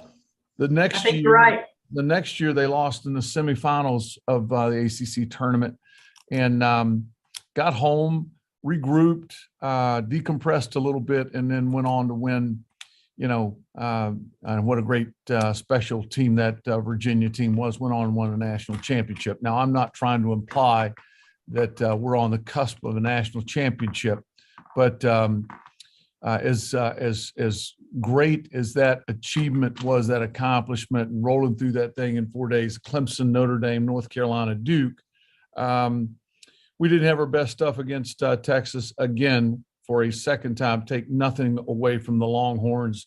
They outplayed us. They beat us. But that ACC championship, they can't take away from us. And that was a lot of fun. It's one of the most coveted crowns in sport, honestly, to win the ACC championship in the tournament, and to do it the way you did it through the teams that you did it in 4 straight days, which is very challenging. So you're not going to say it, but certainly fatigue played a role in the first round of the game against Texas. I did call the game. I had been watching your team all year, and I know they were a little fatigued, but there's physical, mental, and emotional fatigue when you get to that point in the season. And to turn it around the way you did, Coach, I know you could give me a stat or give me a number that probably meant something to you, but what about the intangibles of this group? Because what we're talking about with Special Olympics is about team. And I think you're one of the best leaders in creating team, culture, confidence, all of that that comes with it. What would you say about how you were able to do that this year? We talk about it every day. We talk every day. We talk about the team and being a part of something that's bigger than you, and celebrating a teammate's success. You know, having a lot of fun with it. I don't know any other way to do it. I think, Debbie, that it may be becoming more challenging. You know, with the culture of me and what's in it for me, and how many shots am I getting, how many minutes am I playing? But you know, when that infiltrates our group, this program, it'll be time for me to do something else. I think the only way you accomplish something great is, you know, having everybody on board, and this team had everyone on board. And again, you know, it culminates in something really cool, and to see it all come together. And it didn't happen overnight. To see it all come together and become the team we thought we were going to become, and put a really good product on the floor was truly as much fun as I've had in 36 years of coaching. Well, you're talking about the kind of guys and the character and the quality of the guys. You mentioned, you know, Keve and Justin, but also Storm and Hunter, and you can go right on down the list. Sean, who really came on for you at the end. When I look at your guys and I think about how much I know you love to compete, one of the great compliments I think that any coach can receive is that of a teacher. And when I look at you, I see teacher. I know the intricacies of the way you go about conducting your business inside your culture are something that I could watch I could watch every one of your games 3 times. Not that I'm the smartest person, but even if I did that, I still wouldn't be able to figure out the best way to scout and to try to take something away, because the way you teach the game is about concepts, not really about running plays. Is that right? No, it's not. I come from a family of educators. My dad was a middle school principal. My mom was an elementary secretary. All my aunts and uncles, cousins, we're all in education, teaching. There's nothing like practice. The games wear me out, Debbie. My stomach is in knots. But practice and seeing, you know, a group of young people, you know, as individuals, and building that and putting that together and watching them grow and watching them stumble and, you know, hang on and develop into a team and a cohesive unit is the ultimate. I mean, that's the best. We do have a lot of plays, but the freedom and the form of just be a basketball player. We're not creating robots. We're creating basketball players, and there's all sorts of wrinkles and things that we can get to. But it does come back to those players, Debbie. You know that. Savvy, basketball IQ, ability to pass and catch, ability to move and you know, execute things at 100 miles an hour when the likes of Virginia and Duke and North Carolina are, you know, guarding you quite closely. Sometimes I think too closely, Debbie, but I will voice that from time to time. But it's fun. I mean, it just. I have so much fun doing it. I have so much fun doing it here at Virginia Tech. I've got the best job in the world. I recognized that a long time ago. Well, you mentioned your background of an educator. I know your roots are in the area, and this is something that every time I see you, we have the same conversation about. My son, Patrick, not my son, Frankie, who gets all the attention, but I got 2 other guys, and Patrick, as you know, wore your number last year at Emory and Henry as a point guard there, and he loves going to school there. He's loving his experience, and I always like to share with you, because I know that's something that's special to you, that Emory and Henry meant so much to you, and it certainly means a lot to our family and Patrick. Frankie is the rock star in the Antonelli family. The only thing that I have against your sweet Frankie is that he's a Clemson graduate. Right. I can never get over that. I loved Emory and Henry. I had the opportunity to play for a wonderful man who's no longer with us, Bob Johnson. The president of the college came to Blacksburg 2 days ago, Debbie, and awarded me the Distinguished Alum of the Year. Dr. Wells is a first-class guy. That is fantastic. He is that. I told him that obviously this was not due to my sterling academic record that I was given that prestigious award. I'm proud. I'm proud of that school and the people there. To reflect back, it was a long time ago, but it was the perfect place for me. I absolutely, I love that school with every fiber in my body, and I don't get back enough. But it's a great place. I'm glad your son's having a great experience. He is, and I want to know if that's where the popcorn pregame started for you. Where did the popcorn ritual begin? No, it just started. You've heard me say it. I cannot stand being inside the locker room. The nervous energy. So many things going on and thoughts, and we have all these TVs as you walk into our lounge area, and all these other games are going on. I have no interest in anything like that. It drives me crazy. So a long time ago, you've heard me say it, nobody cared at Wofford. I mean, I've done it for forever and ever, just to go out and say hello to some of the kids that we probably recruited on the other team, see some of the opposing coaches and visit with them and have, an opportunity to catch up a little bit. And then at 60, I'll go back in and or 90, pardon me, 90 on the clock, I'll go back in and talk with the two coaches that have that particular scout and go over a couple of things. It never was a big deal, Debbie, until I came to Virginia Tech. Now it's, your television people and everybody's taking, my gosh, I'm having a box of popcorn for crying out loud. You give it a break.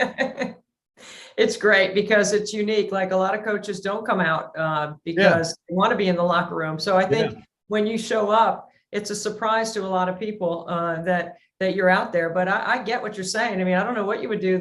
It's the same for us broadcasters. Like 2 hours before the game, everything's done for me. I'm ready. Like, what happens next? You just got to wait for the game. I don't have as much on the line, obviously, as you do, but certainly it's my job, and I want to do it well. So you're just trying to pick up every last detail, watching warmups. I'm sure you're watching to see players on the other team, what they look like, or maybe sizing them up. Maybe they're a little bigger or smaller or whatever than you thought, stuff like that. I do the same thing. Those kinds of things I'm doing pregame. What's funny is there was a time in my career I'd go out and watch warmups and we can't make a shot on the other end.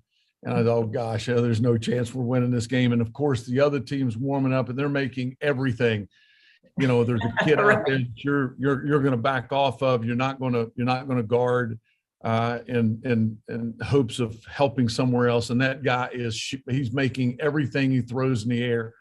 So none of that holds true. I don't even think about that anymore. I do enjoy the small conversations that I will have, and those kids coming over and saying hello. Like every league, there's some really class people in the Atlantic Coast Conference, players as well as coaches. I admire and I enjoy and covet those small relationships. I do too. I think it's important for what I do because, you give me incredible access. I have worked hard to earn your trust. And that's something that I don't take lightly as an analyst, being able to be in the gym, to watch what you're doing, to listen and learn, try to figure out why you want to do certain things, how I go about studying and preparing for the game, I hope is at a high level, similar to what you're doing with your scout, and we have so much access to so many things now that you can break down on a game. But I like to think of it as, protecting the product and protecting the game. There's a lot of stories around the game that can be told, but the actual genius of what you're doing is my challenge to try to share and use the television medium as a way to teach the game. I will never teach it or know anywhere as much as you do, but I'm efforting to do that. That's where I put my energy, and that's where I'm putting my energy on 24 hours of nothing but net, coach. I mean, I literally am shooting until my arm falls off, and I'm going to keep doing it until we get to $1 million. And you asked me earlier about a goal. I mean, we're over 415,000 after the first 3 years. And now during the live stream, while this interview is running, hopefully we're going to be getting closer to 0.7 or 0.8. And so I really want to get to 1 million before I don't shoot it anymore. It's a remarkable idea. You're a remarkable person. I can't imagine shooting for 24 hours. Debbie, you're going to make a lot more shots than I would make if I took that on. I'm proud to call you a friend. I'm proud of everything that you have going on. Your wonderful family, and I'll be pulling for you. And I look forward to making another donation to the 24 hours nothing but net. Coach, you have been a great supporter. I appreciate everything that you've done to grow our game inside the ACC in particular, but just the way you go about conducting your business is a really first-class act, and I enjoy learning from you all the time. Thank you again for being so supportive of our event. It's always a pleasure seeing you. I look forward to seeing you down the road. I hope you have a lot of Hokie games next season. I have known this special person, Hope Banks, for 100 years. No, not really 100 years, right, Hope? How long have I known you? A lot. Many years. Yes. You are a graduate of Clemson Life. How proud does that make you feel? It feels pretty good. Awesome. I love it. Tell me what you're doing with your time right now as a graduate of Clemson Life. Well, I'm actually volunteering, and I'm looking for a job, and I'm gonna try to work at the hospitality program for Clemson Life. So yeah. So let's talk about the Shepherd Hotel, because I think that's where you're trying to get a job. Is that right? Yes. Yeah. So as a Clemson grad and the Shepherd Hotel, can you tell everyone what the Shepherd Hotel is? Because we had Dabo on earlier on 24 Hours of Nothing But Net, and he was talking about the Shepherd Hotel and how excited he is. Well, the hotel for Shepherd is like for Clemson Life, and that's me kind. It'll be like me kind of, but like for all the lab students, are gonna try to work at the hotel, and so what they're probably doing is they have a restaurant that you can that everyone can work at. We have like the concierge, we have the front desk, we have a bellman. So there's different good places to work. So yeah, you're going to be one of the people that works in the hotel. So when they show up at the hotel, they're going to say, can I get Hope to help me with my room? Or can I get Hope to, can I sit in her section at the restaurant so she can be my server? Right? That's what's probably going to happen. Yeah, that probably will happen. You're going to work for tips too, aren't you? People give tips to those employees. You know, yes. Like a tip, like a money tip, right? Right. Yeah. You know all about collecting money. I know. You got a lot of money, Hope. Don't you have a lot of money? Yeah, I do. Yeah. What do you spend your money on? Everything. Just saving up money for like if I want to get a new iPad, or if I want to get, I still got a new phone, but I'm not going to get a new phone. But I'm just saving up something big. What is the next thing you're going to buy with all your money? Ooh. Well, that's a ton. That's a ton of money. So I'll probably would get maybe like a TV, or maybe I'll probably get I'm gonna get what's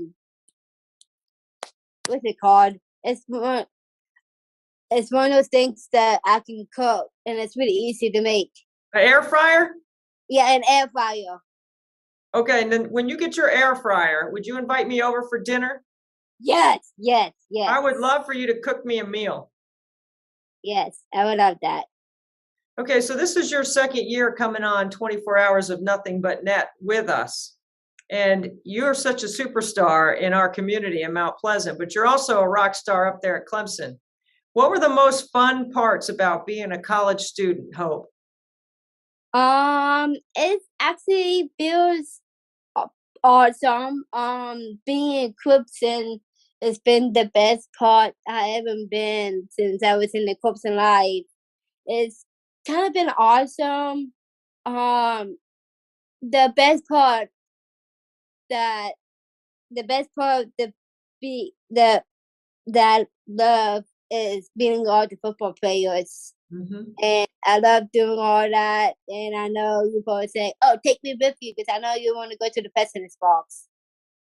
I want to say that to you because I know that you have the secret code to get to the president's box, don't you? Yes, I do. Yeah, what you gonna tell us what the secret code is? Normally I tell them that I'm Grace Clement's friend, and they knew who I am because they know my grandfather. Yeah, well, everybody knows you, Hope. They know your grandfather too. Your mom's pretty famous on campus too, isn't she? Oh, well, of course, my mom is always famous. Yes. I mean, like she's really famous. Cause he went to Clemson too. That's right. So, and the best part that when she was in Clemson, she was the homecoming queen. See, we learn something new about your mom all the time. You know that your mom was also a camper. She went to basketball camp when she was younger. Did you know that? Oh, yeah, I did. And also, she was a bat girl. She used to pick up the bats. Those are good jobs. Everyone has to have a job, right? Yeah. Okay, so do you have Dabo's cell phone? I do not, but I get it through David sometimes. Sometimes, yeah, David Seville is, he's definitely got Dabo's cell phone, right? Yeah. Dabo's a big fan of the Clemson Life program. Did you like going to practice? I did. I love going into practice. We got to meet all the players. And the best part that I even got to, when I told Dabo, I told him that this is my dream. This is what I always been wanted to do. And my dream came true. And I just want to walk the walk and walk down the hill. And you did that. How many times did you rub the rock and run down the hill? Oh, like 5 times. That's your dream come true.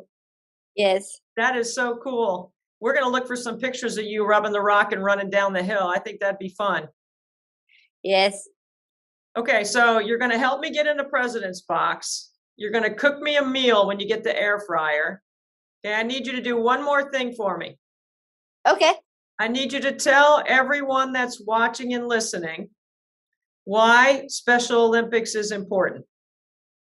Well, Special Olympics is very important because it was important to me because you get to learn, you get to do a lot of new things, and there's different kinds of sports that you can do for Special Olympics, and this track, there's different things. I mean, I did a couple of them, but I mean, it was just pretty awesome. So if everybody could consider giving some money to Special Olympics, you would think that'd be a good idea, right? Yes, yes. Because first of all, my brother did track and field, and Davis, and he did pole vault, and that was the thing that he did, and he came in first place on his birthday. That is so cool. And they were very supportive of you when you were a Special Olympic athlete, when you were working out, right? Yes. How's your workouts going, by the way? They're doing good. They're doing great. I've been working out hard. I'm doing pretty good. Yeah, I know. So Special Olympics helps you stay healthy, helps you make good choices. I know you're always worried about your fitness and you're always trying to eat healthy. Are those some of the things that you would encourage people to think about? Yes. I they need to like get happy and work out and get some fake muscles. Let me see those. Let me see those guns again. Yeah, that's what I'm talking about, Hope. I see you. I love it. Just work out hard and be strong, eat healthy. I mean, those are the things that will help you to stay on track of things. Well, 24 Hours of Nothing But Net is a big fan of yours, and we are so glad that you took the time out of your busy schedule to come on 24 Hours of Nothing But Net.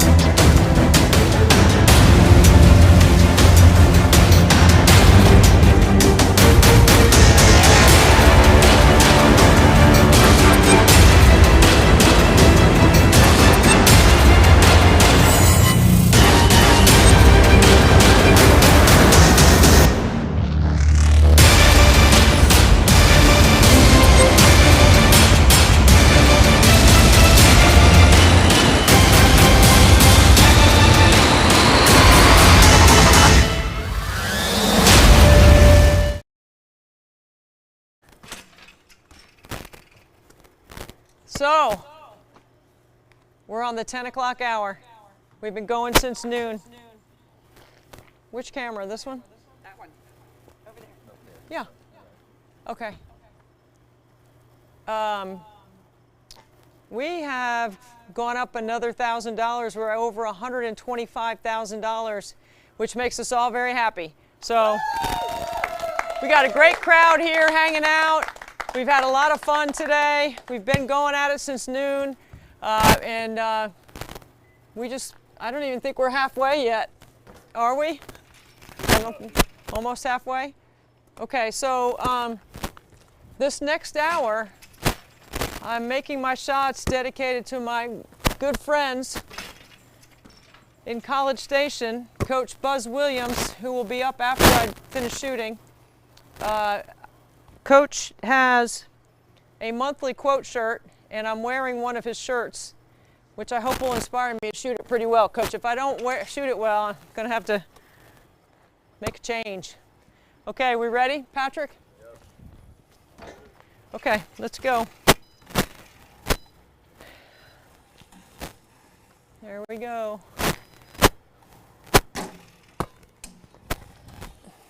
One.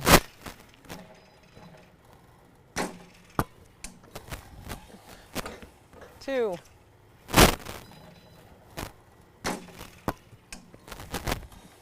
Three.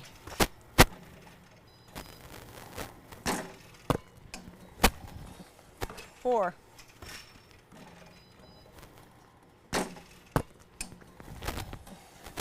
Five.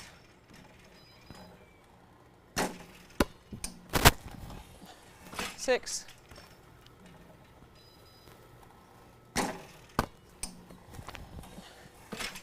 Seven.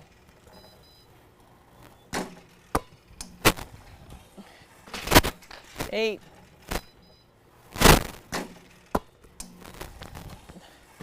Nine.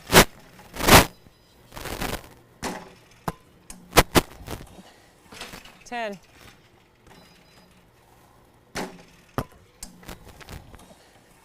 11.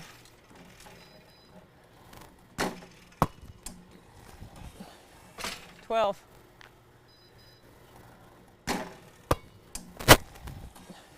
13.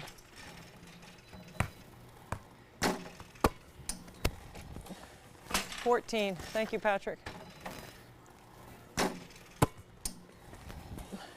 15.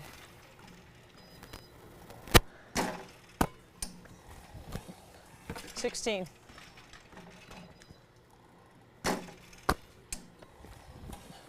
17.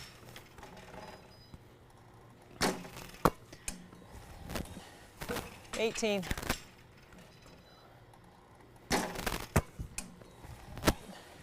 19.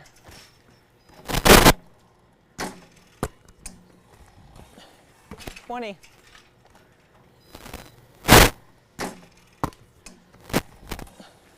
21.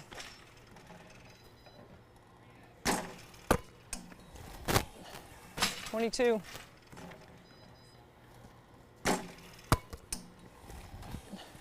23.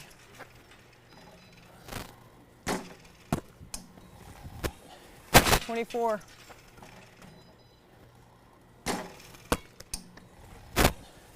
25.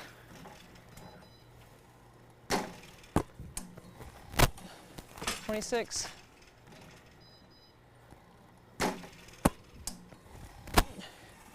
27.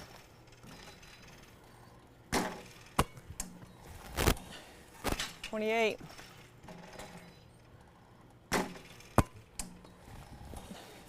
29.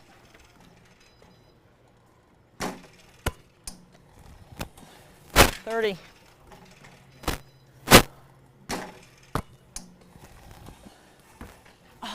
30. 31.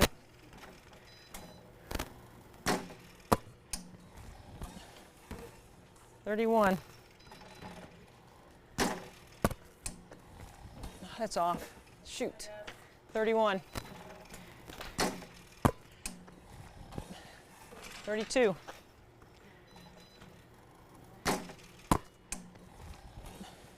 33.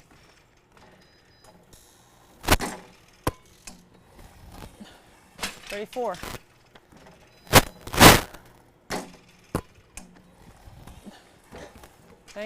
35.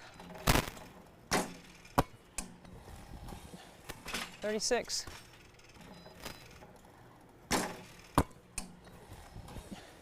37.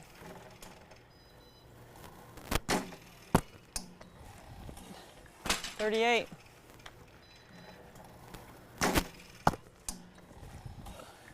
39.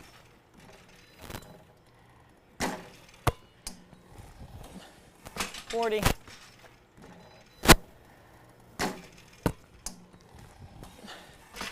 41.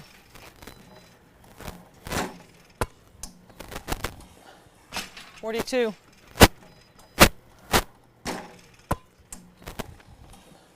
43.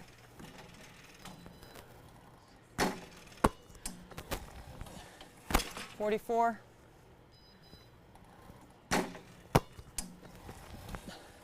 45.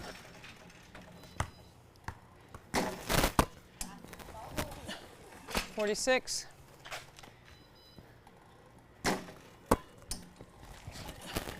'Thank you, Patrick. 47.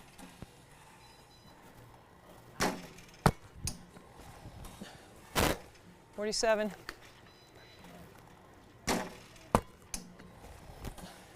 48.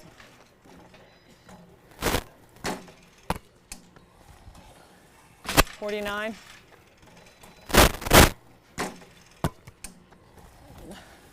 50.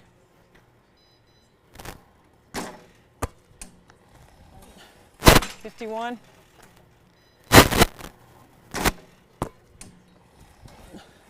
52.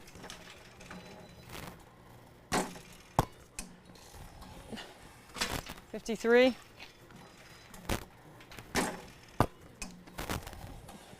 54.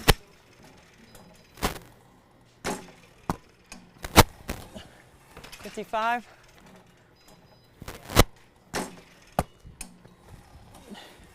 56.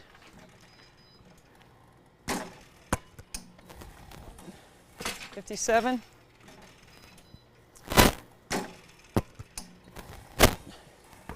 57.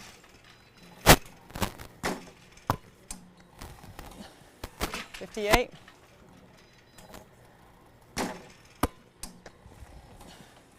59.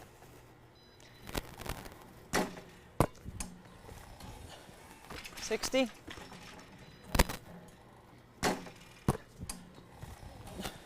61.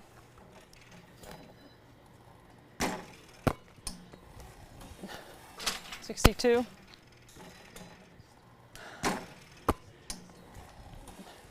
63.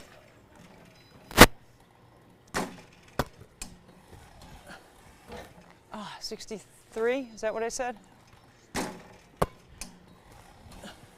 64.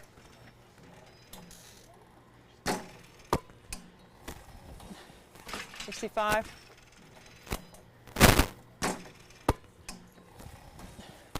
66.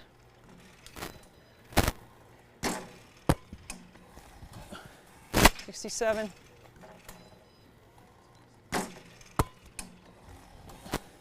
68.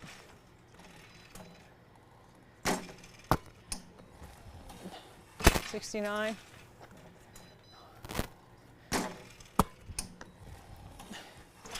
70.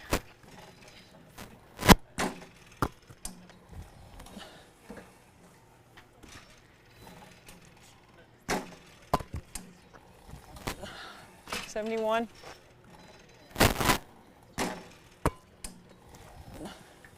72.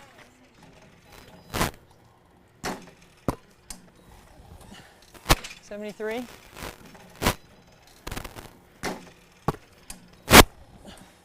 74.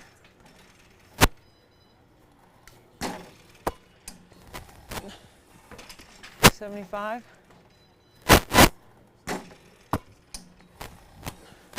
76.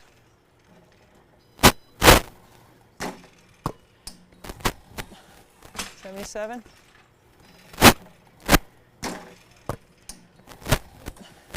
78.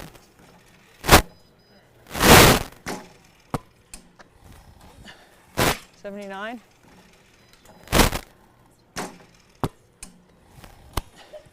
80. 81.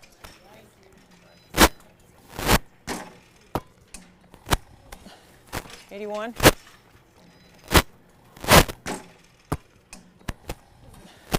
82.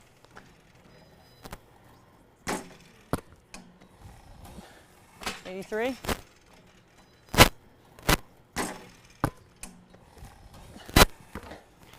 83. 84.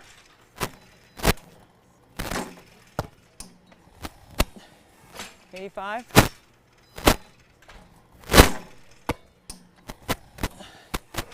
86.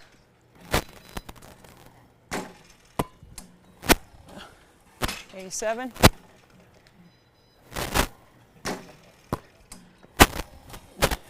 88.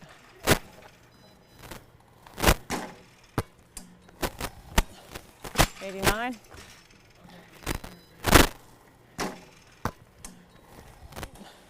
90.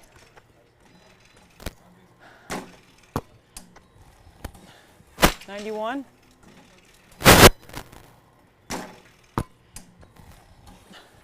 92.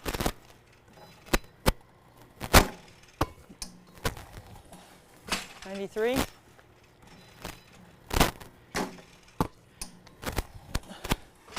94. Oh.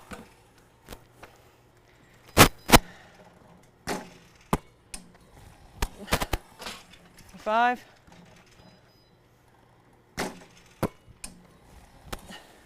96.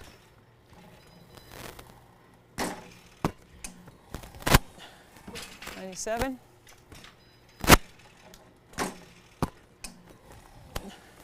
98.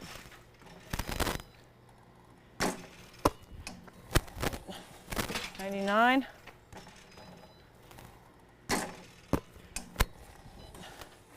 'Kay. All right. Okay, how many did I miss? 9. Okay. So, I'm so pleased to let you know, Coach Williams, that your shirt gave me good luck. I only missed 9. This is a quote shirt, and the quote shirt says, "The more we value things outside of our control, the less control we have." You, Buzz Williams, continue to be an inspiration to me. So does Corey, Sissy, Bubba, Mason, and Baby. Thank you so much for lending your time and for your incredible donation to 24 Hours of Nothing But Net. I learned something from you each time I get to spend some time with you. One of the most enjoyable interviews that I was able to do last year for 24 Hours of Nothing But Net involved my dear friend Buzz Williams, the head coach at Texas A&M. And it's the greatest compliment when somebody agrees to come back. Buzz, you've been a longtime supporter of this event, and you continue to help us out on the live stream, and I can't thank you enough for your time. Yeah, I'm excited. I think what the purpose is and the impact that you're making, as hard as you work at it throughout the year, you know, you never know because of the production that you've created. You don't know the lives that you're impacting, the lives that you're impacting that you don't know their names and you don't know their stories. And so in the same way you're inspired to do this, I think you're inspiring countless of other people who have similar stories. And so I admire what you're doing, and I'm inspired by it as well. Well, thank you, Buzz. I mean, I appreciate you saying that. You know, I only hang on to one media guide all year long. Thanks. Yeah, that one's a good one. Josh does all of that. I don't do anything. I don't want my name on it. I don't want my picture on it. I want it to be about our players. And, you know, I, like you, throughout the years, the people that I send our media guide to has continued to expand. And it's amazing each year because I think Josh Chambers fine tunes his craft and gets a little better with each passing media guide. And it's amazing some of the compliments that I get from people that really don't know much about media guides, including myself. He's done a really, really good job with that. Well, it's kind of, it's not an old school way of doing it. I think it's a really important piece of material in telling the story of your program and who your players are. And I know Buzz, from being friends with you, that I know it's not about you. I know it's about everyone else around you. And especially Josh, you constantly mention him. I got BMAC, I mean, I can't do anything without BMAC. That's right. BMAC, Josh, all of those guys are just as important seats on the bus as any of the ones that you and I sit in. You have to have great teammates, and you have to have people that know what their role is and help whatever it is that you're doing. Buzz, people that don't know you right away come away with the intensity and the passion. I think those would be two words that I would describe how you go about conducting every aspect of your business. I know some people think some things are measured. I know they're detailed, and they're detailed for a specific reason, just like the media guy that you're talking about with Josh. Sure. Talk about the detail of the journey a little bit this year with your team, and what a special run you made in the postseason, and how unique and different that was this year with this team. It was an incredible growth opportunity. I think I just finished my 15th year as a head coach, and I honestly don't know, Debbie. There's certain things that I do each month in the off season. So we just finished our first month of the off season. We played our last game in New York on March the 31st in the NIT championship and got beat at the buzzer. And so there's certain things that I do in April to try to, I honestly don't know how to articulate how I go about breaking down the season, but I do it per month, certain things each month, so that I make sure that I learn the lessons that were available. And I don't know that there's been a greater growth opportunity in this passing year.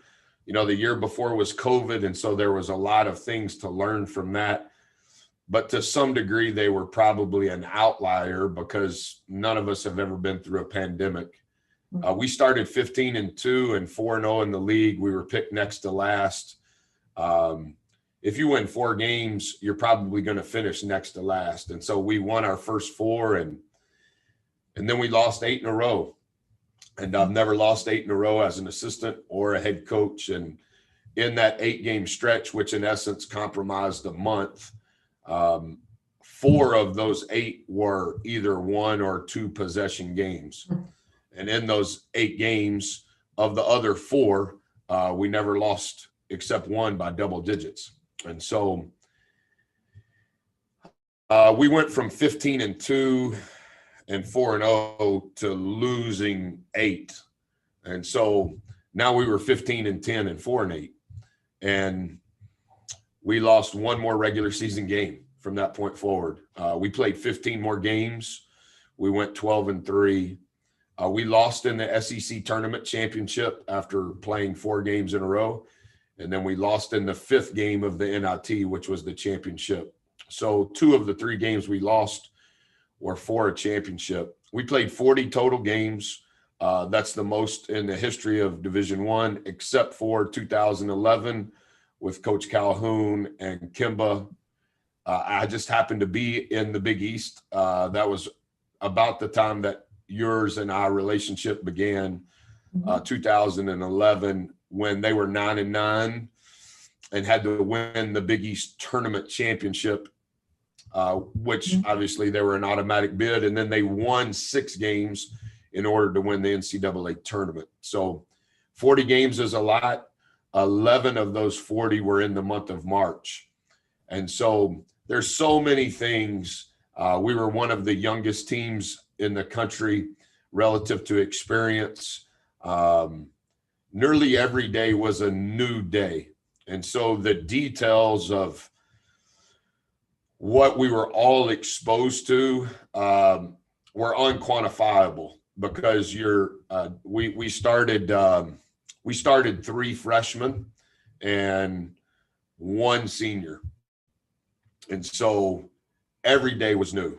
How we want to work, what we want to do in the film room, what we want to do when we travel, the traditions of our program, the habits of our program, what's important, in my opinion, on and off the floor. And I've learned so much from our guys because of their willingness to learn.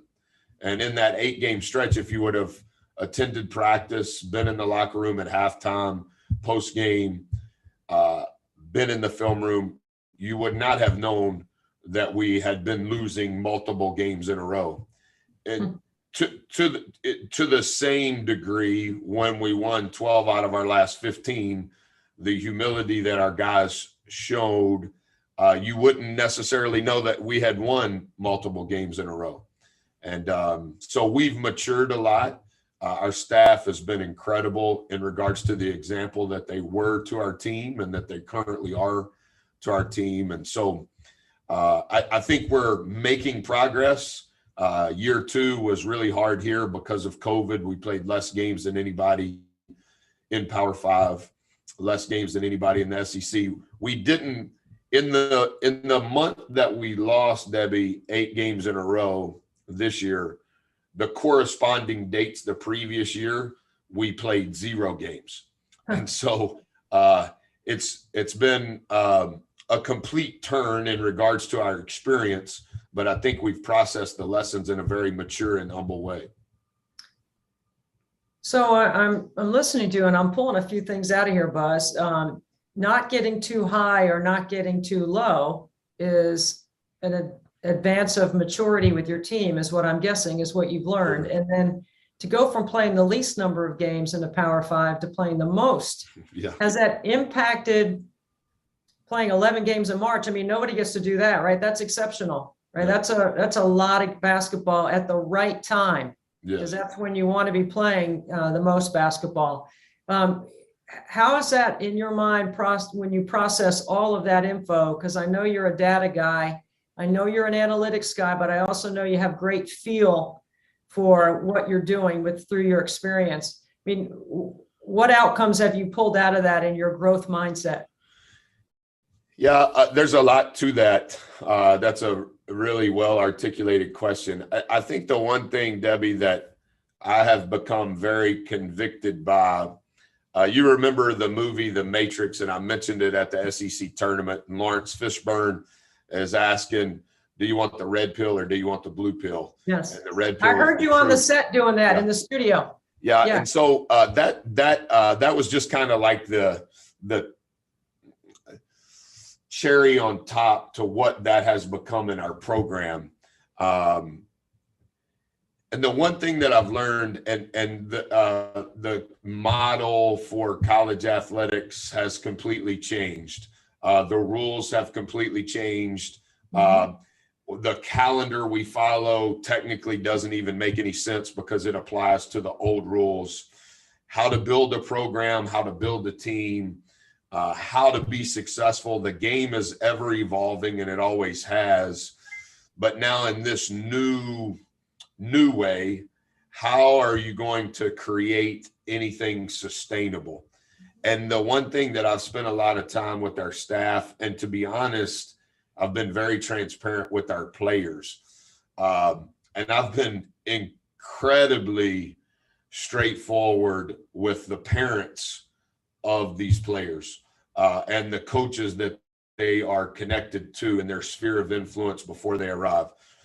I traveled more in the month of April this year than I have any April in my career.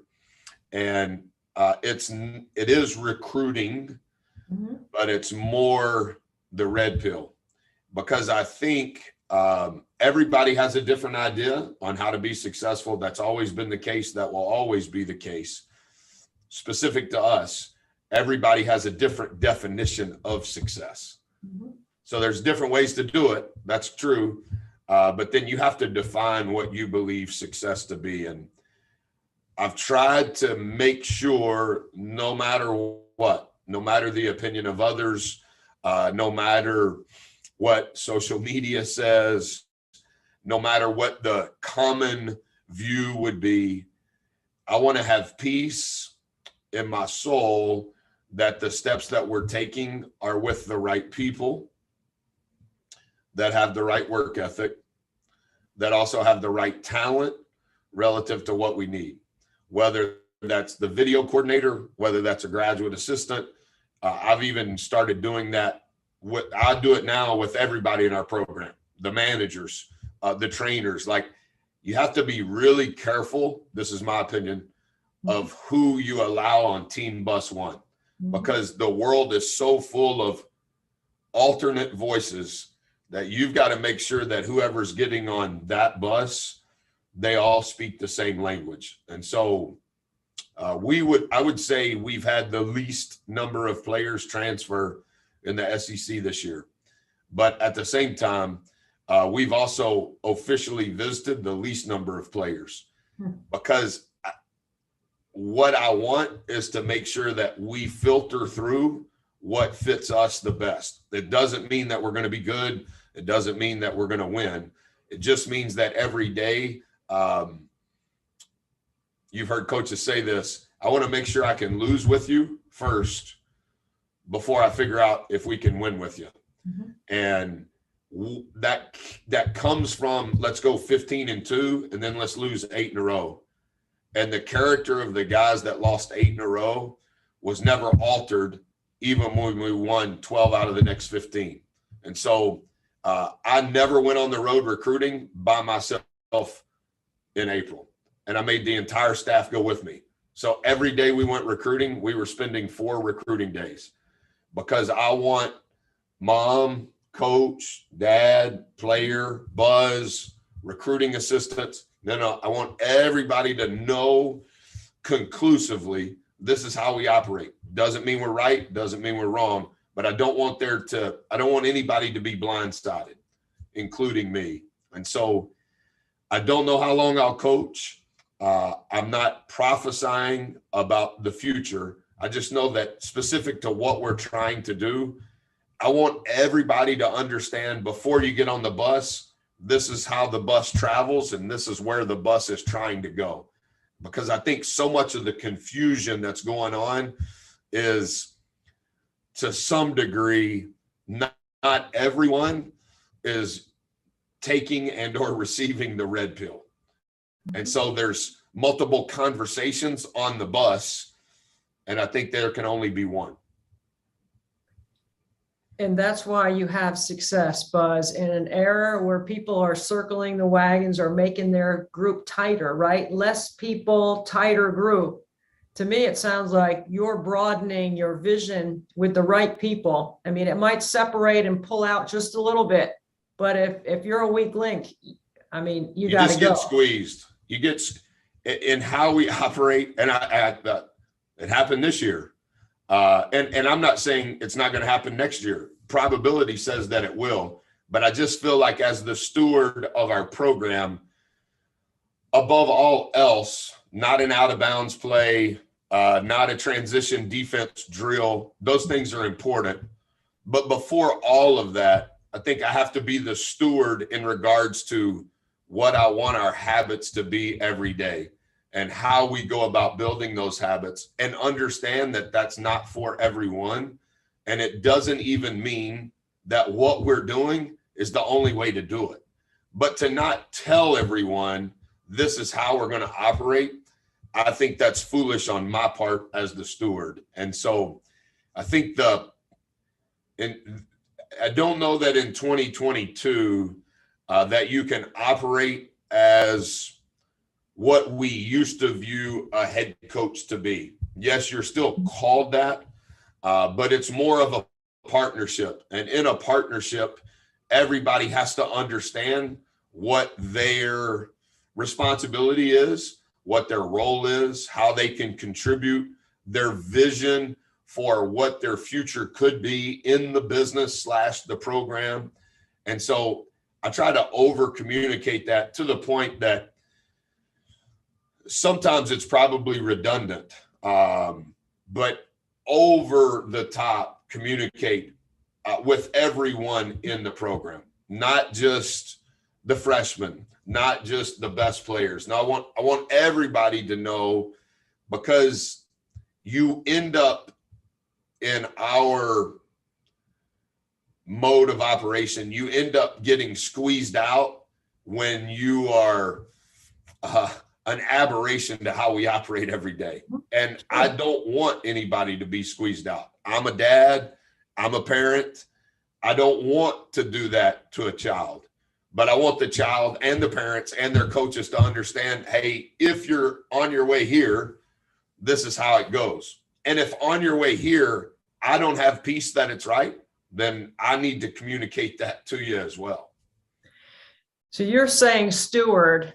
I think it's interchangeable for leader. I also think that listening to your vision and the way you communicate effectively with every single person who plays a role in your success, because the ultimate outcome, right, is we want people to win. You win with people. You want to win. You're trying to put your players in the best position to succeed on and off the court.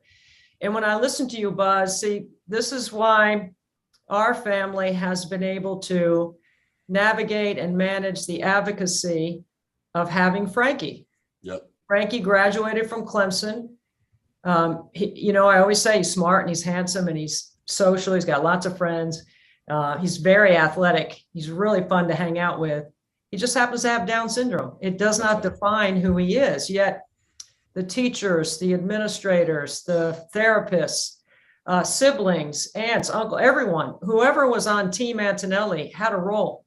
And it was my job as a steward or the leader of the advocacy to make sure that everyone played their role and did it at the highest level and were willing. There were a lot of intangibles that come with navigating public school and leading to an opportunity to have a chance to go to college. Like that's not something that we knew when he was born that was going to be available to us. Yeah. And now there's hope for lots of families like ours. And I've learned so much from people like you. I mean, I've learned a lot about pick and roll defense and ball screen coverages and, all the offensive and the ATOs and all the situation, offense, defense, special teams, everything. I mean, you have helped usher me through another level of the game. And I am so grateful for that because I am willing to work and figure it out and find out. And I'm not afraid to ask. And that's what comes with being on a team, right? And so this is leading me to, because I don't ever write anything down when I'm going to interview you because I never know where we're going, but I always have a general idea that it's going to be something that I'm going to come away with inspired for either my next workout or my next opportunity to make a difference for someone else. Yeah. Because that's who I think that's who you are to me. You're not just the basketball coach at Texas A&M, right? So it leads me to team, and you and I were always on a team. I mean, you got Corey, and you got Sissy and Bubba, and you've got Mason and Baby, right? Yep. I've got Frank, my husband, and we've got Joey, Frankie, and Patrick. I mean, and then all the other pieces that come with it, all the people around our lives that affect our world and impact our kid. Sport and team is what I've always known. And that's how I've been able to put in place the plan, the vision, the communication. The circle has to get a little bit wider, but as it gets wider, you have to be on board. I like to say, I only had 2 teachers and 1 bus driver fired. It could have been more. That's good. And it wasn't my choice. It was their choice that they weren't willing to do what they needed to do to be on Team Antonelli, to show the willingness to help Frankie be the best that he can be. That's exactly what you're talking about. You're doing it the same way. We're doing the same things. We're both using sport. Your level is here, my level is here, and mine's Special Olympics, and yours is at a whole other level of entertainment, if you will. I mean, so thank you, Buzz, for, I'm just thinking, that's why I love talking to you, because we don't know. I mean, you and I could sit in a room for 10 hours and keep talking. That's how much we have in common. And I think that I think everything you said is spot on. And I spoke at an event last night that I tried every way in the world to get out of over the last 9 months because I've gotten to the point where I don't do this at all. Basketball is what we do. Basketball is not who we are. And when our identity becomes intertwined in what we do, we're going to fail as a leader because there's no objective way to lead when your identity is in what you do. And so I do agree with everything you said, but similar to what I said at the beginning, Frankie has autism. Well, he That's has not Down who syndrome. he is. Mm-hmm. That's just what he has. Mm-hmm. And so he has ownership in the team. And so everyone has ownership, not just with Frankie and not just Frankie with autism. Well, hey, Buzz, it's Everybody. Down syndrome. He has Down syndrome. I'm sorry, Down syndrome. It's all the same Mm-hmm. as far as the ownership. That's right. And I think, like I tell our players, grace, the word grace, it means you get something you don't deserve. And so I have certain idiosyncrasies that I'm very aware of. And I tell our guys, you're going to have to give me grace right now because I have to do this, even though it doesn't make sense to you. So I need grace. It's something that I don't deserve, but you need to give it to me, and vice versa. We all need grace, but the impact that your team is having on other teams, that's what we can never know. And that's why you're doing what you're doing. It started as what it started multiple years ago, and it's turned into this. And we don't want to put a ceiling on where it is now because we don't know where it's going to be 10 years from now. So maybe there was a seed that started because of Frankie, but there's millions of other Frankies that are on other teams. And what you are doing as a leader is not only inspiring your team, but it's impacting the leaders of all of those other teams. And so in the same way, I think people are watching you and the platform that you have in your professional career and the platform you have in this career.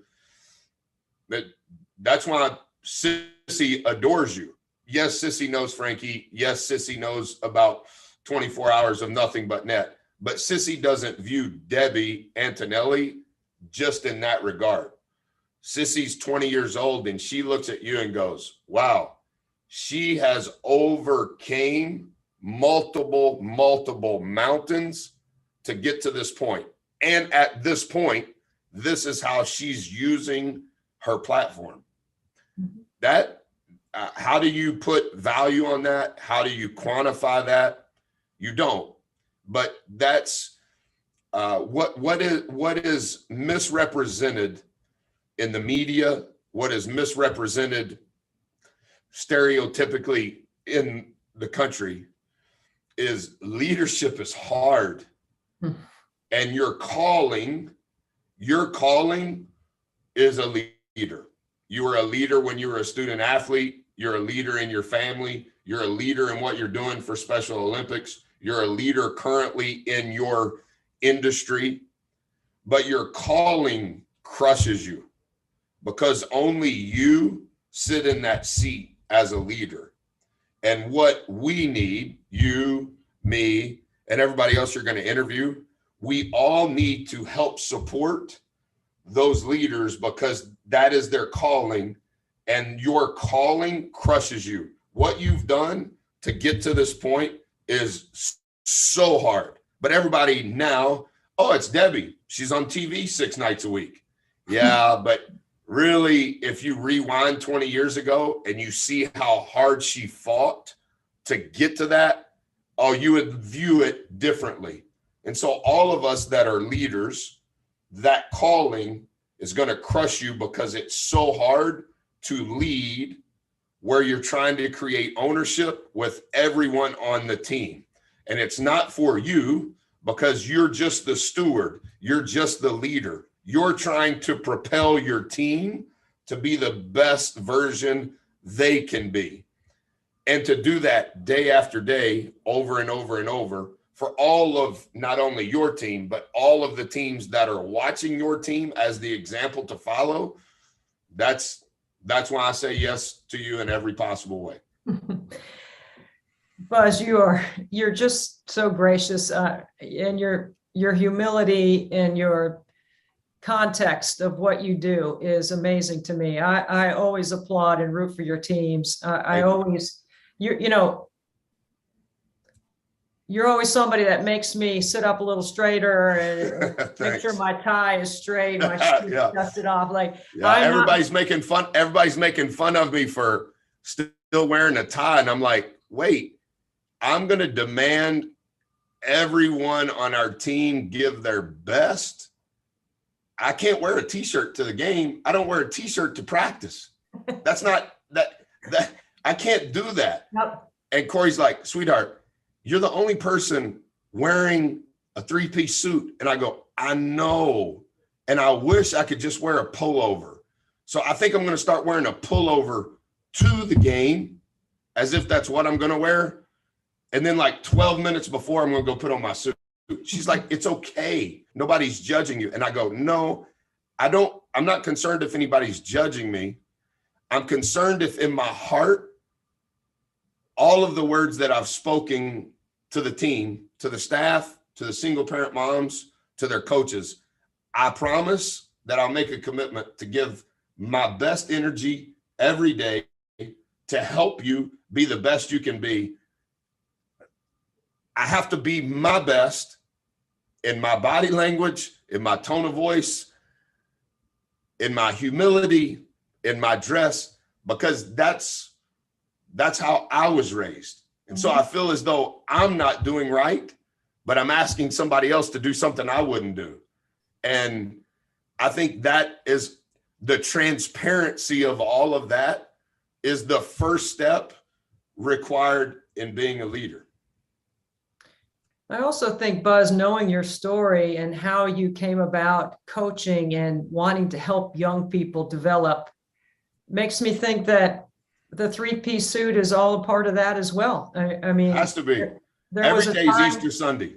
It was a time when you didn't have a 3-piece suit except for Easter Sunday. That's right. That's exactly right. I hope you do good. I can't wait to watch you. Listen, I'll watch all the other interviews that B-Mac arranges so I can learn from them too. You really propel us to another level, Buzz. You really do. You're doing great. Thanks for what you're doing and the people you're impacting. Well, and you're helping us do that, and I can't thank you enough for that. That's what our reach is, right? We're exactly pulling one person along with us. If we can add one more every day, that's just what keep we want pulling. to do. All right, God bless thank you, Buzz. Thank you so much.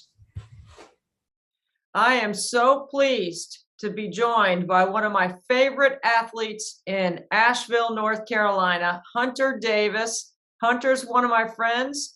And Hunter, I'm so glad that you can be with us on 24 Hours of Nothing But Net. Good to see you, man. How's it going? Good. Did you have a good day today? I did. Did you go to work?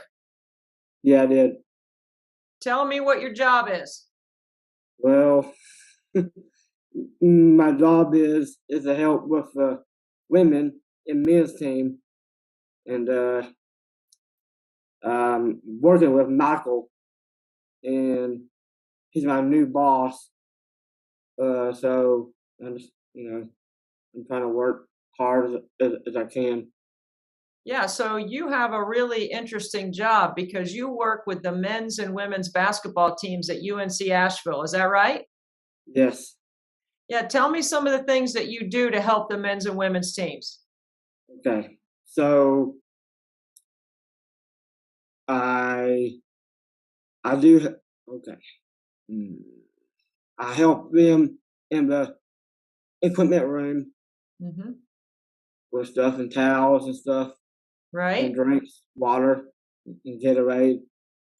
And I help them clean the locker room a little bit. Just knock on the door real loud and all that kind of stuff. Do you go to work every day? I work Wednesdays and Thursdays. Okay. And do you ever get to coach the teams?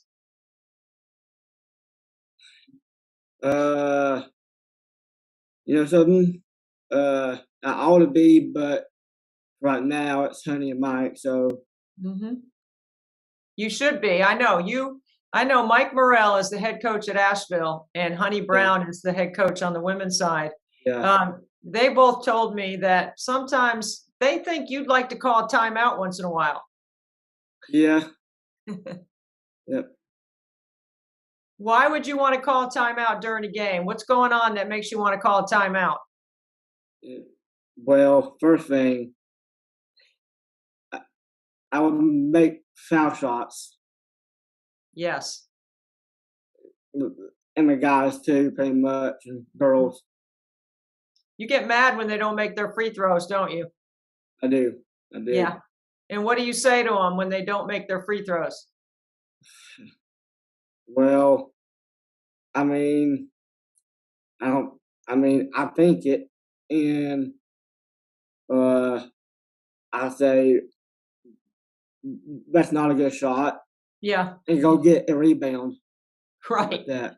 That's right. I know you know your hoops, man. I've spent some time with you, so I know you know what's going on during the games. Now, does Mike and Honey let you sit on the bench? Yeah, they do. They do. And when you sit on the bench, do you sit on the end or do you sit behind? Yeah. Okay. Well, actually, at practice, I'll sit in the stands and watch them a little bit. Mm-hmm. And then I help. I do help Honey a lot. Rebounding, like Andre was there.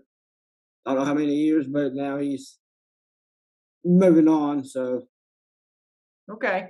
Well, I know you help the team like a manager. Sometimes you're like an assistant coach. You can do both roles, can't you? You can do both jobs. Yeah.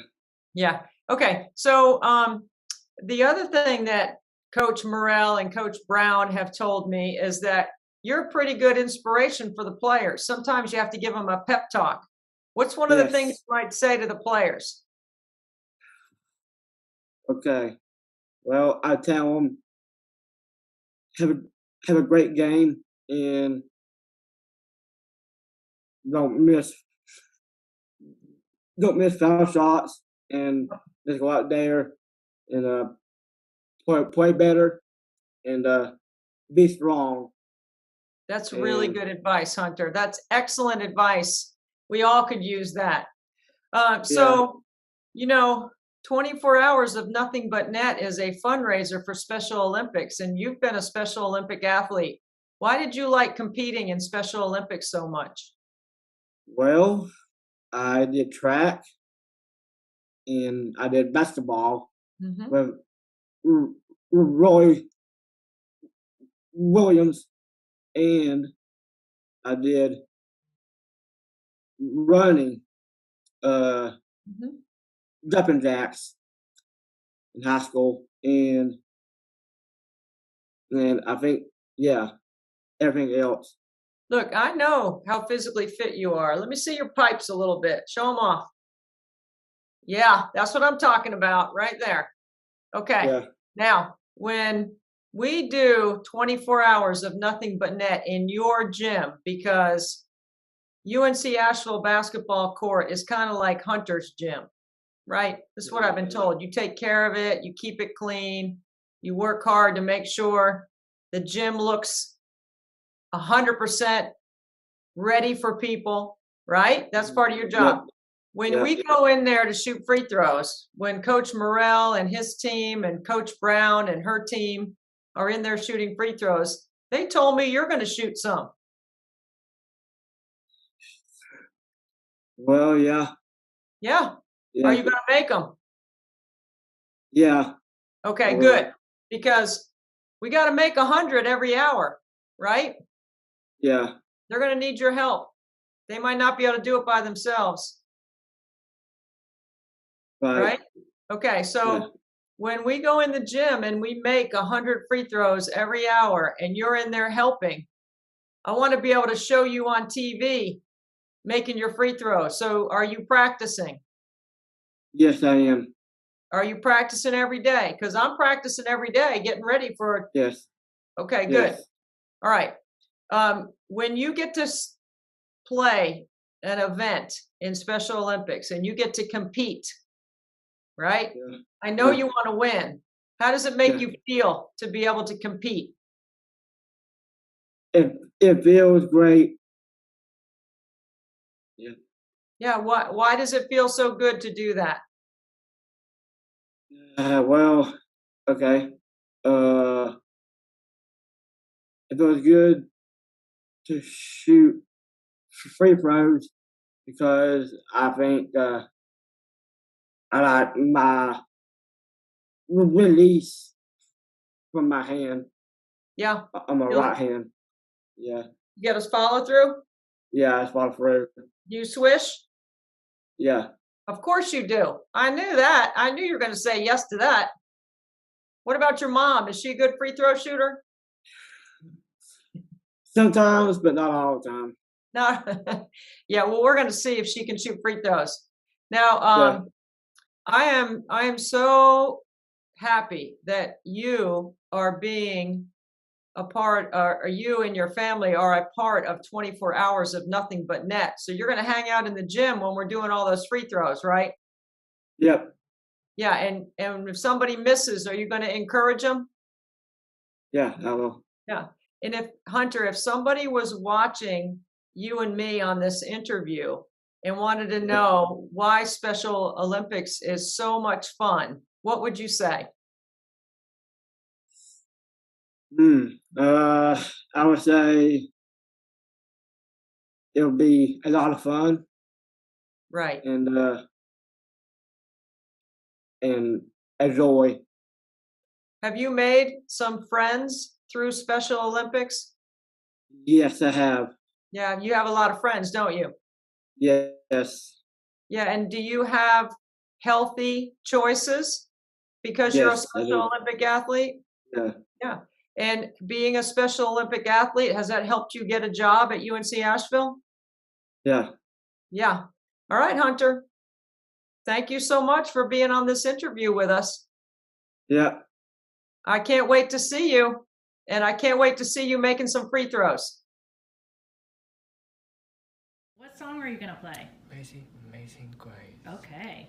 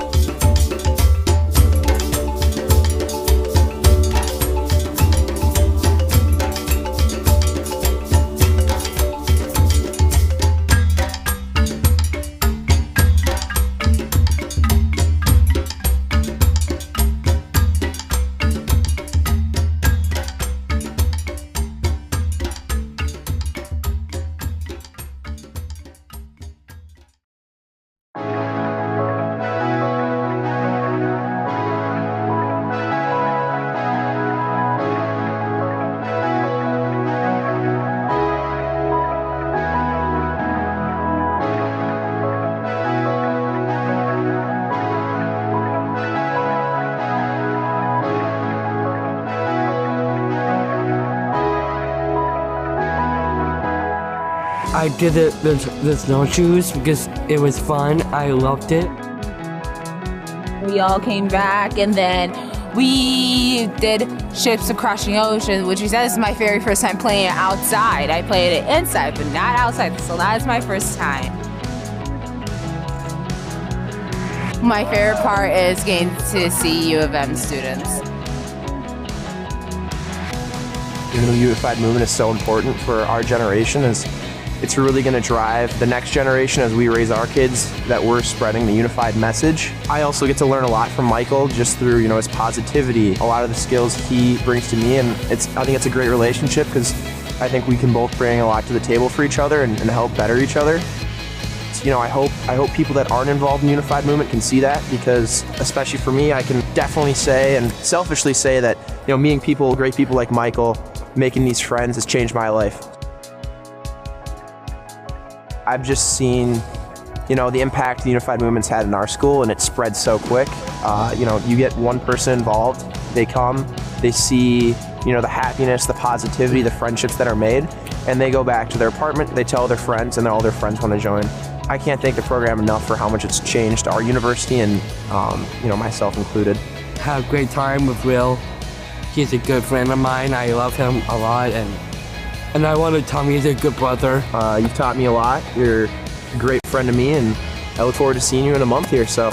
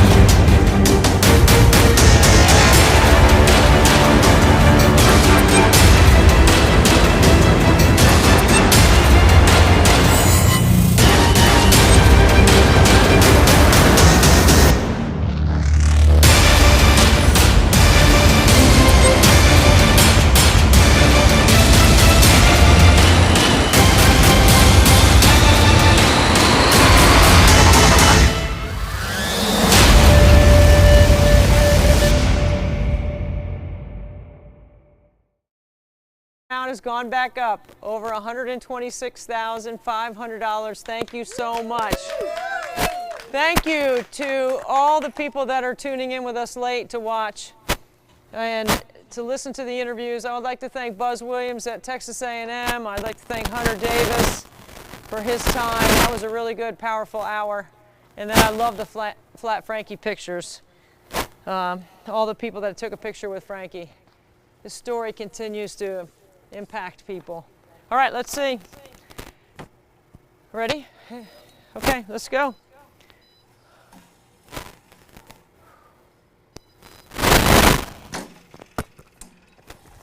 Oh, that's off. Somebody can turn that down, please.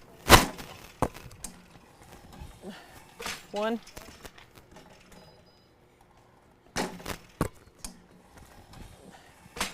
2.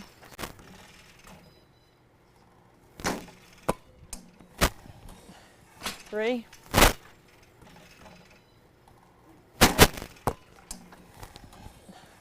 4.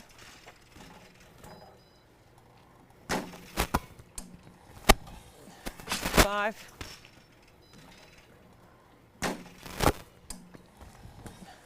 6.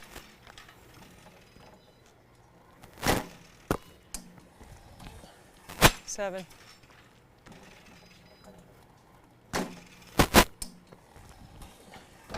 7.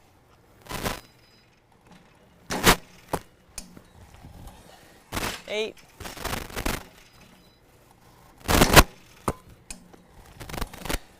9.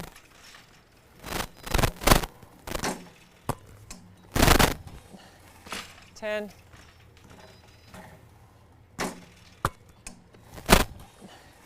11.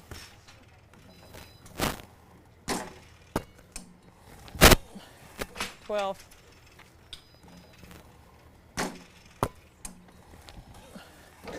13.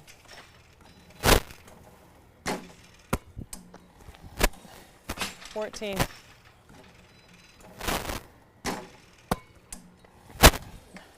15.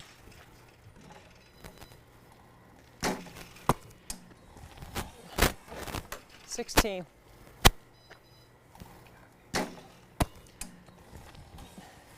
17.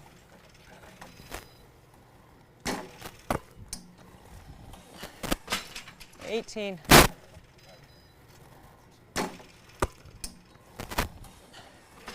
19.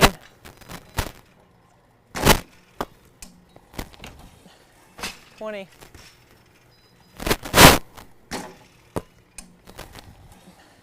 21.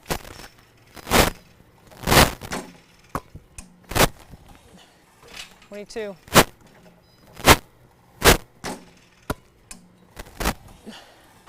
23.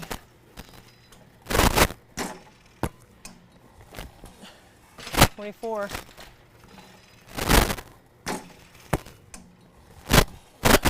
25.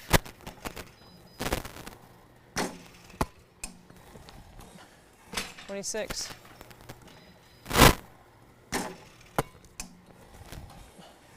27.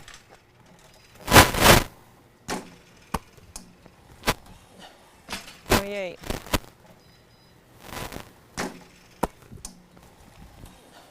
29.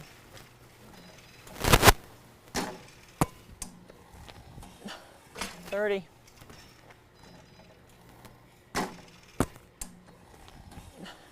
31.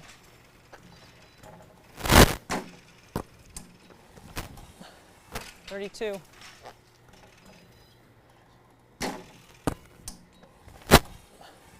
33.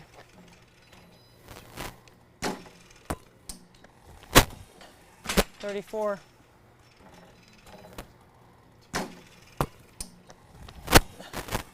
35.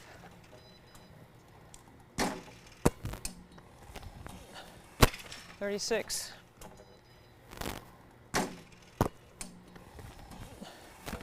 36.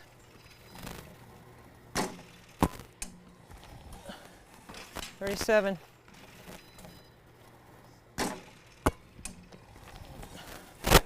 37.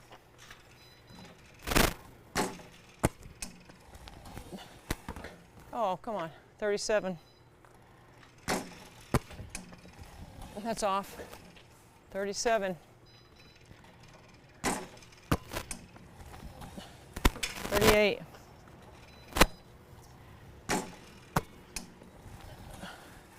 39.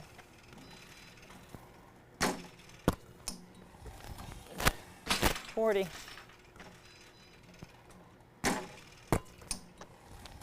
Oh, 41.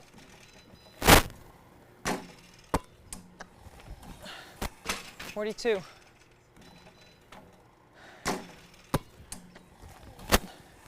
43.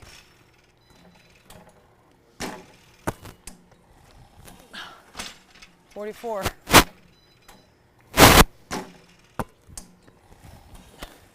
45.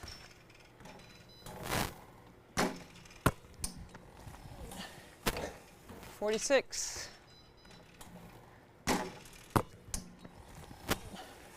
47.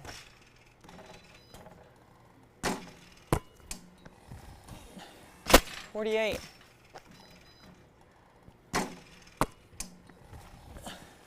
49. Ooh.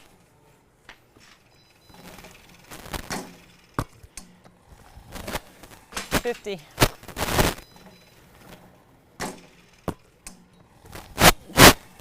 51.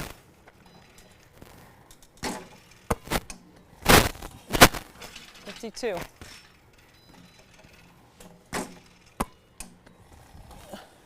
53.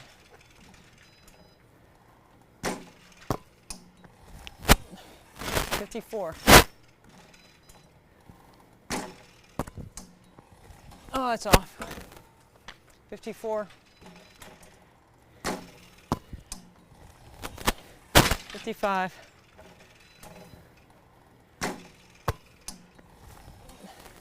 56.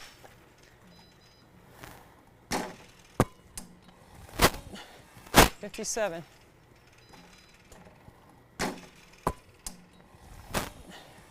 58.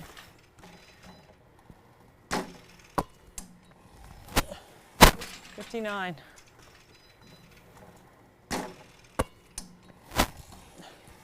60.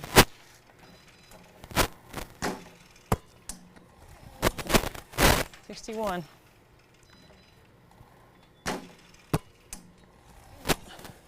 62.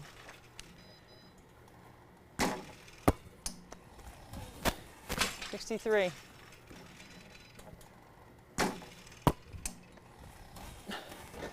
64.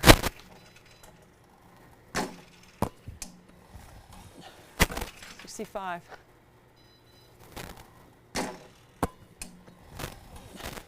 66.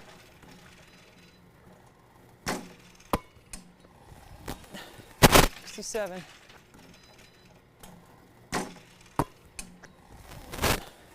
68.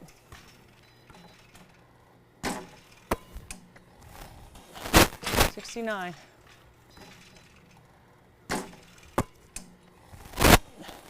70.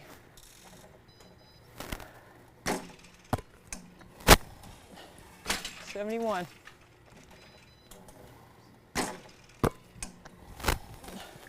72.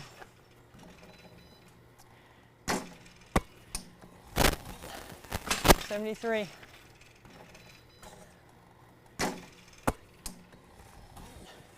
74.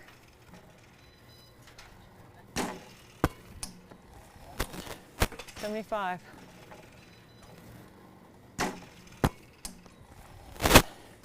76. Oh, 77.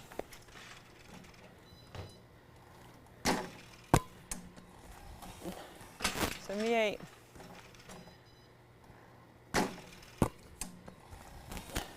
79.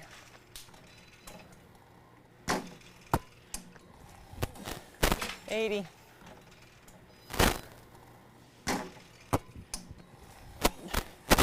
81.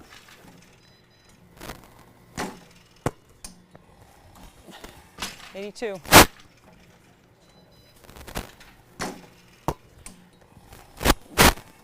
83.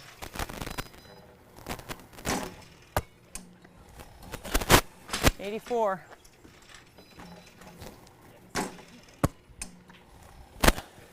85.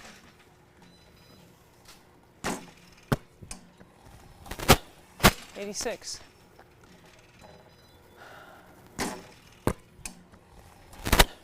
87.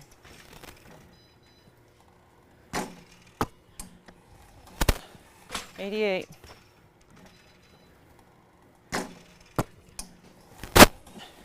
89.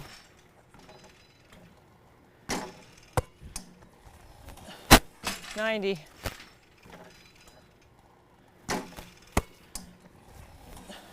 91.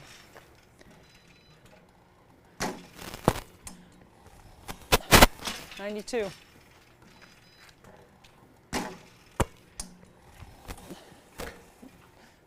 93.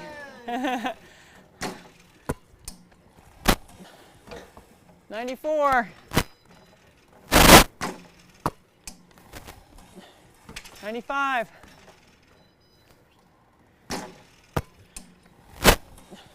96.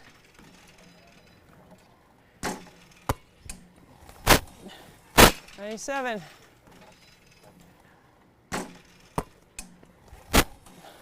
98.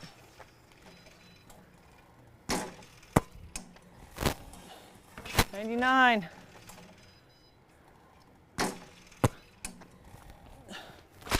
'All right. Okay. 6. Not bad. All right. Okay. I don't know what we're doing next. I think we're throwing to. Got something for me? Hey everybody, this is Denise. Here we are again, year number 4, Debbie's 24-hour Nothing But Net. We're so proud of her. She works so incredibly hard to get this event off and makes so much money. However, it's not really about her, but it is about Frankie and his Special Olympic athlete friends. With this money, these kids can train, they can compete, they can travel. It's a world of difference in the lives of Special Olympic athletes. We ask that you please donate. Debbie's asking for 1 penny for every shot. That's $24. If you can't do that, please do what you can. If you can do more, we're so thankful. Congratulations, big shout out to Frankie for his graduation last weekend at Clemson. We were there to see him cross the stage in his cap and gown, and this is what Special Olympics does for these athletes. It's come on, let's face it, it's unbelievable. So we hope for your donation this year. Debbie, good luck. You got this. See you soon. That is so nice. That's my sister Denise. That is so kind of her to take the time to do that. Congratulations and shout out to my nephew Matthew, who graduated from the University of North Carolina with his MBA today. So Frankie walked the stage this week, so did my nephew Matthew. And I'm sorry, Matt, we couldn't be there with you, but you understand. I know you get it. So thanks, Denise, for that kind message. Okay. Next up, we have an all-star Major League Baseball player who's a second baseman, same position that my husband Frank played in college.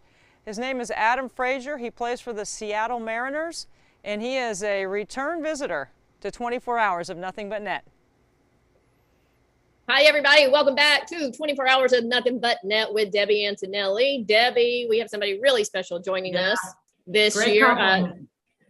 Adam Frazier. He plays for the Seattle Mariners, and he was the starting second baseman of the All-Star game for the National League last year, 2021. Congrats on that, Adam.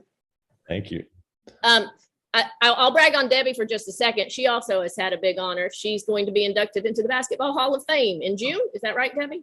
Yeah, thank you, Dina. Thanks. Yes, that's right. I know really good athletes. Oh, you know a really good one right here, Adam Frazier, not me. I'm only. Oh, yeah, both of you, please. So, Adam, you joined us last year, and we thank you so much for coming back and helping us out. As Debbie was saying, it's such an honor when people come back. No, thank you for having me. I'm happy to help, and yeah, it's a lot of fun. I want to start out talking about the interview last year that you did for us. It became one of the highlights among our team, B-Mac, who you just met, William, who are our producers, Debbie. So in our interview, you were on a hitting streak. And I asked you about it. Debbie audibly gasped, B-Mac gasped. I got text messages like, hey, dum-dum, you can't ask somebody about their hitting streak. So I'm going to read. You had 22 doubles. You were batting .328. You had 4 home runs at the time. And so they're like, you can't ask anybody about their streak. So we got off the thing with you laughed and you're like, it's okay, a little awkward, Dina. We moved on. For hours, I heard about it. That night, you played and you went 4 for 5 and got a home run. Dang. So I just want to thank you for helping me put it in Debbie and William and B-Mac's faces. I sent all I did was forward them that night the stats from the game, and I said, I think he did okay. Shoot, I need some more of that.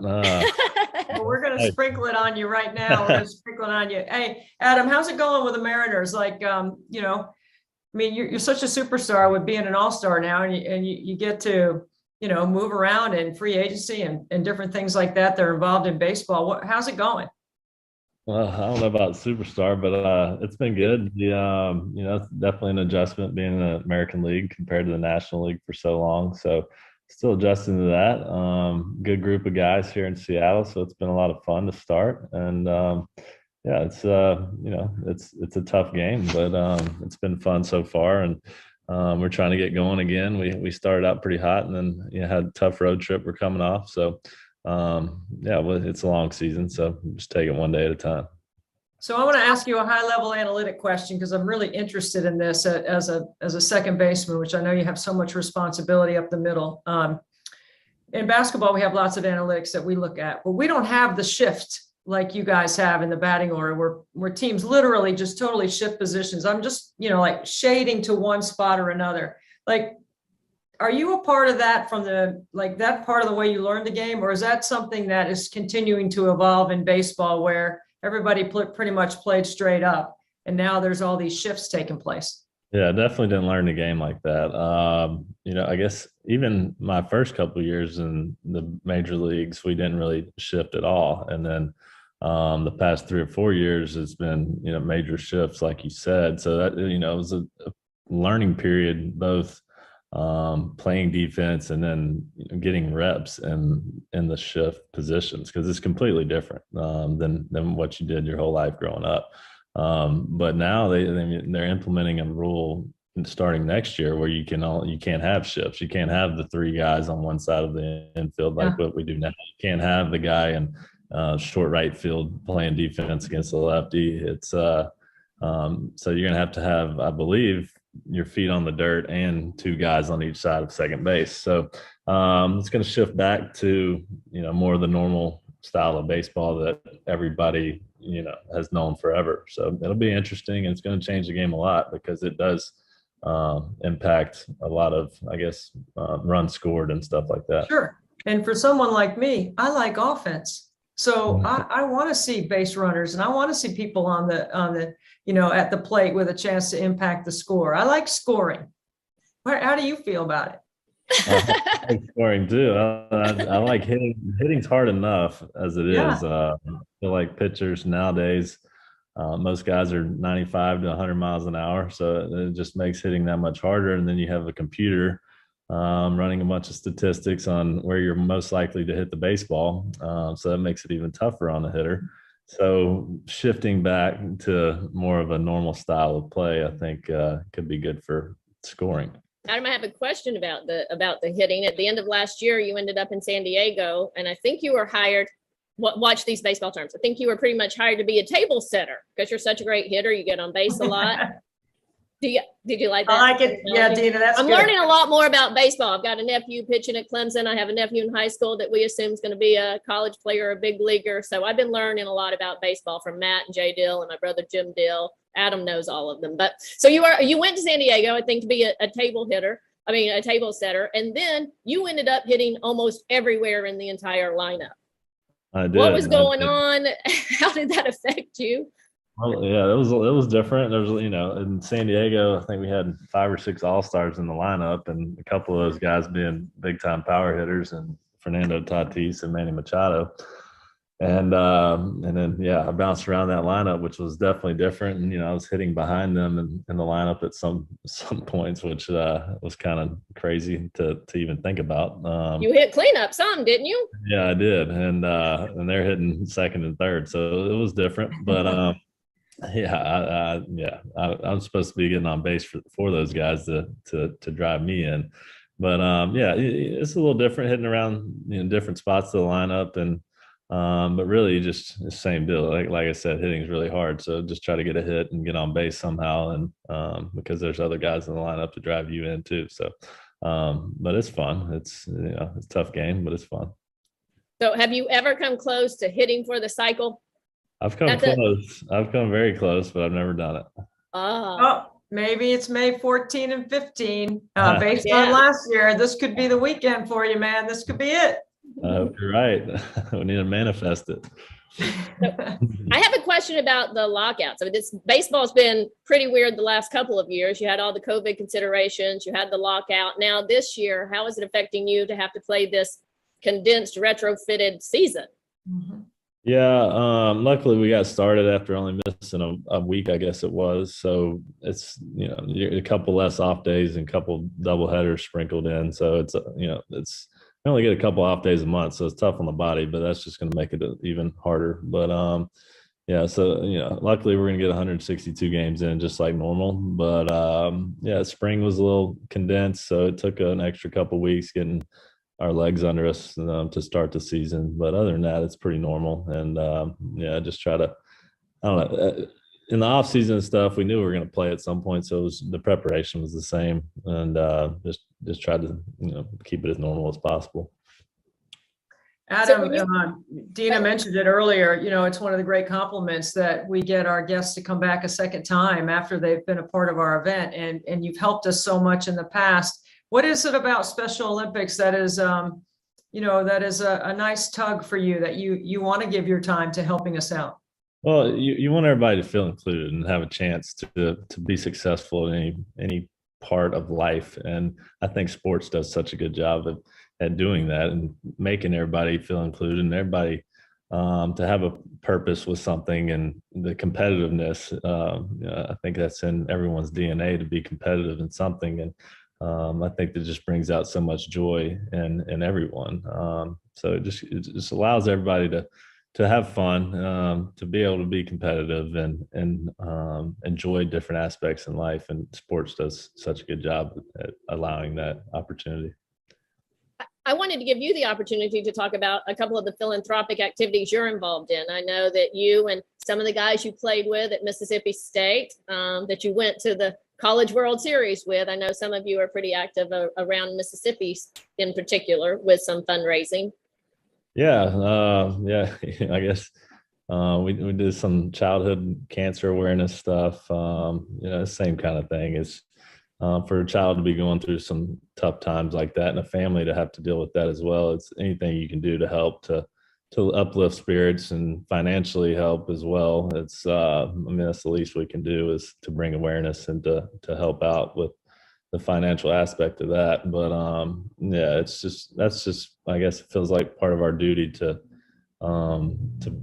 be able to help in that standpoint, because we have this platform, and if we're not helping bring awareness to things in life, then I feel like we're not doing our job. So a highlight for me last year is when I was watching the Brewers and the Pirates play. Can you give us the how and when of how they announced you were going to be the starting second baseman in the All-Star game?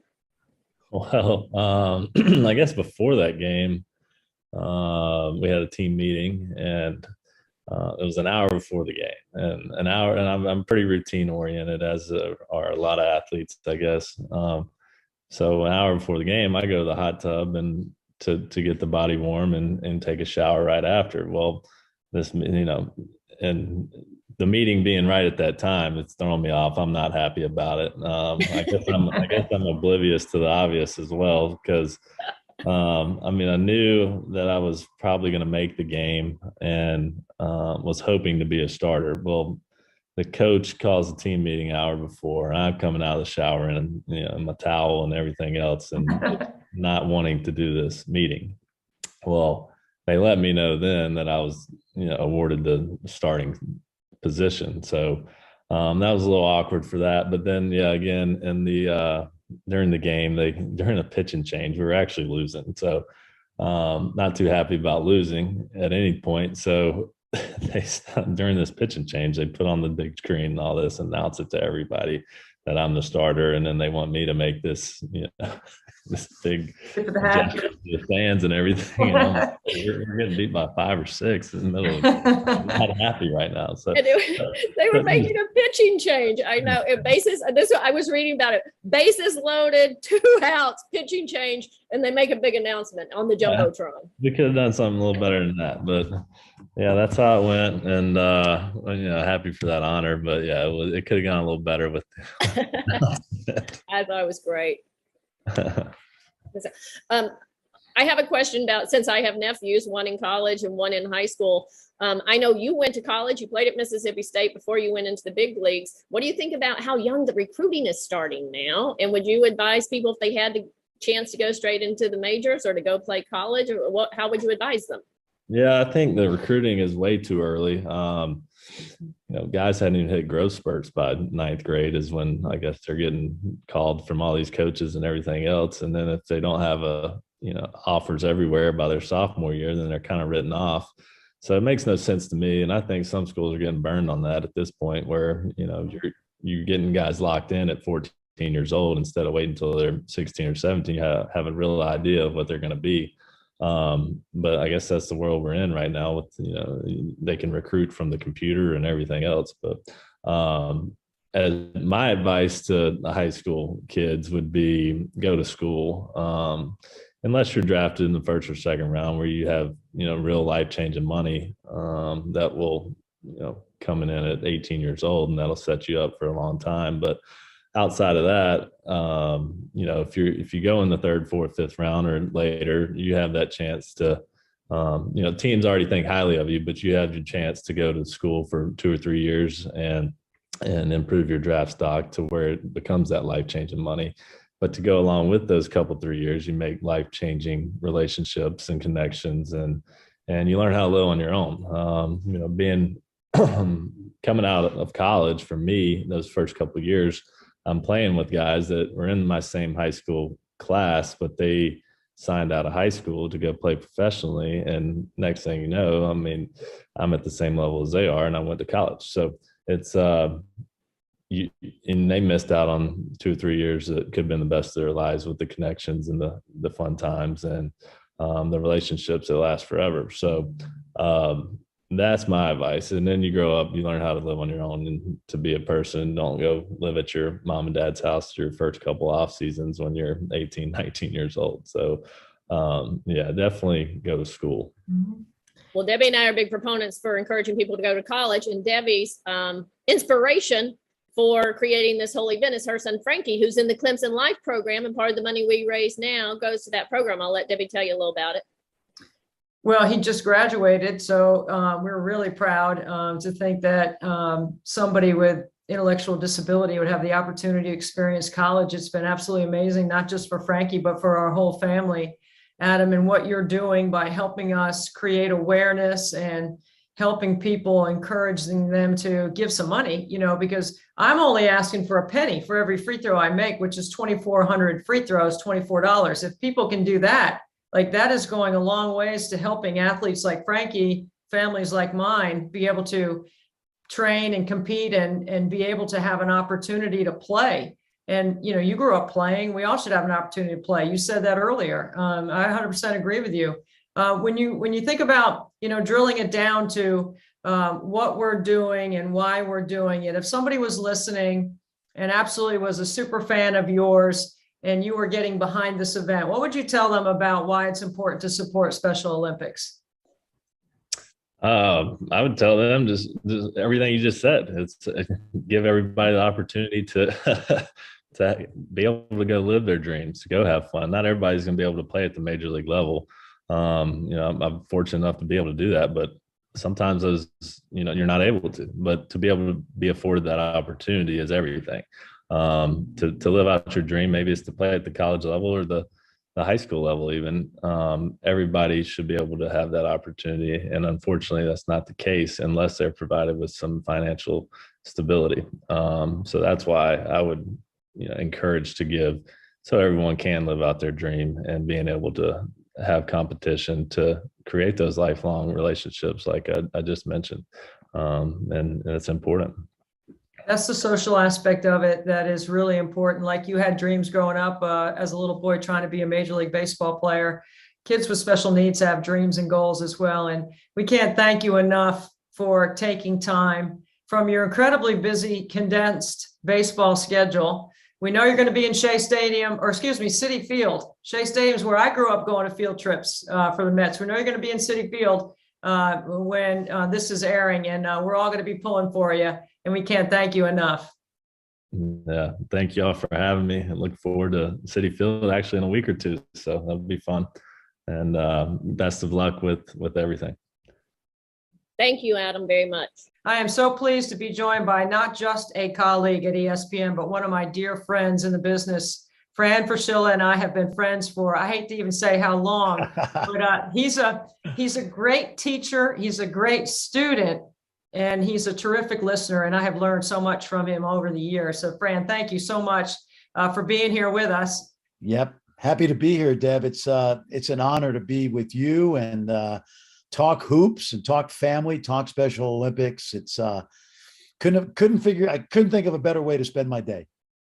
As a coach, Fran, you're always talking about building habits and trying to build good habits in your players and building habits on your coaching staff. And as broadcasters, we're trying to build good habits. I think giving is a habit as well. You have to understand that we've been blessed, right, with some of the things that we've been able to do. You and Meg, your wife, have been a supporter of this event from the very beginning, and I can't thank you enough for that. Welcome to the live stream, man. This is like the live stream for 24 hours. It's awesome. Nothing but net. Are you shooting this year? Are you doing your thing? Yeah.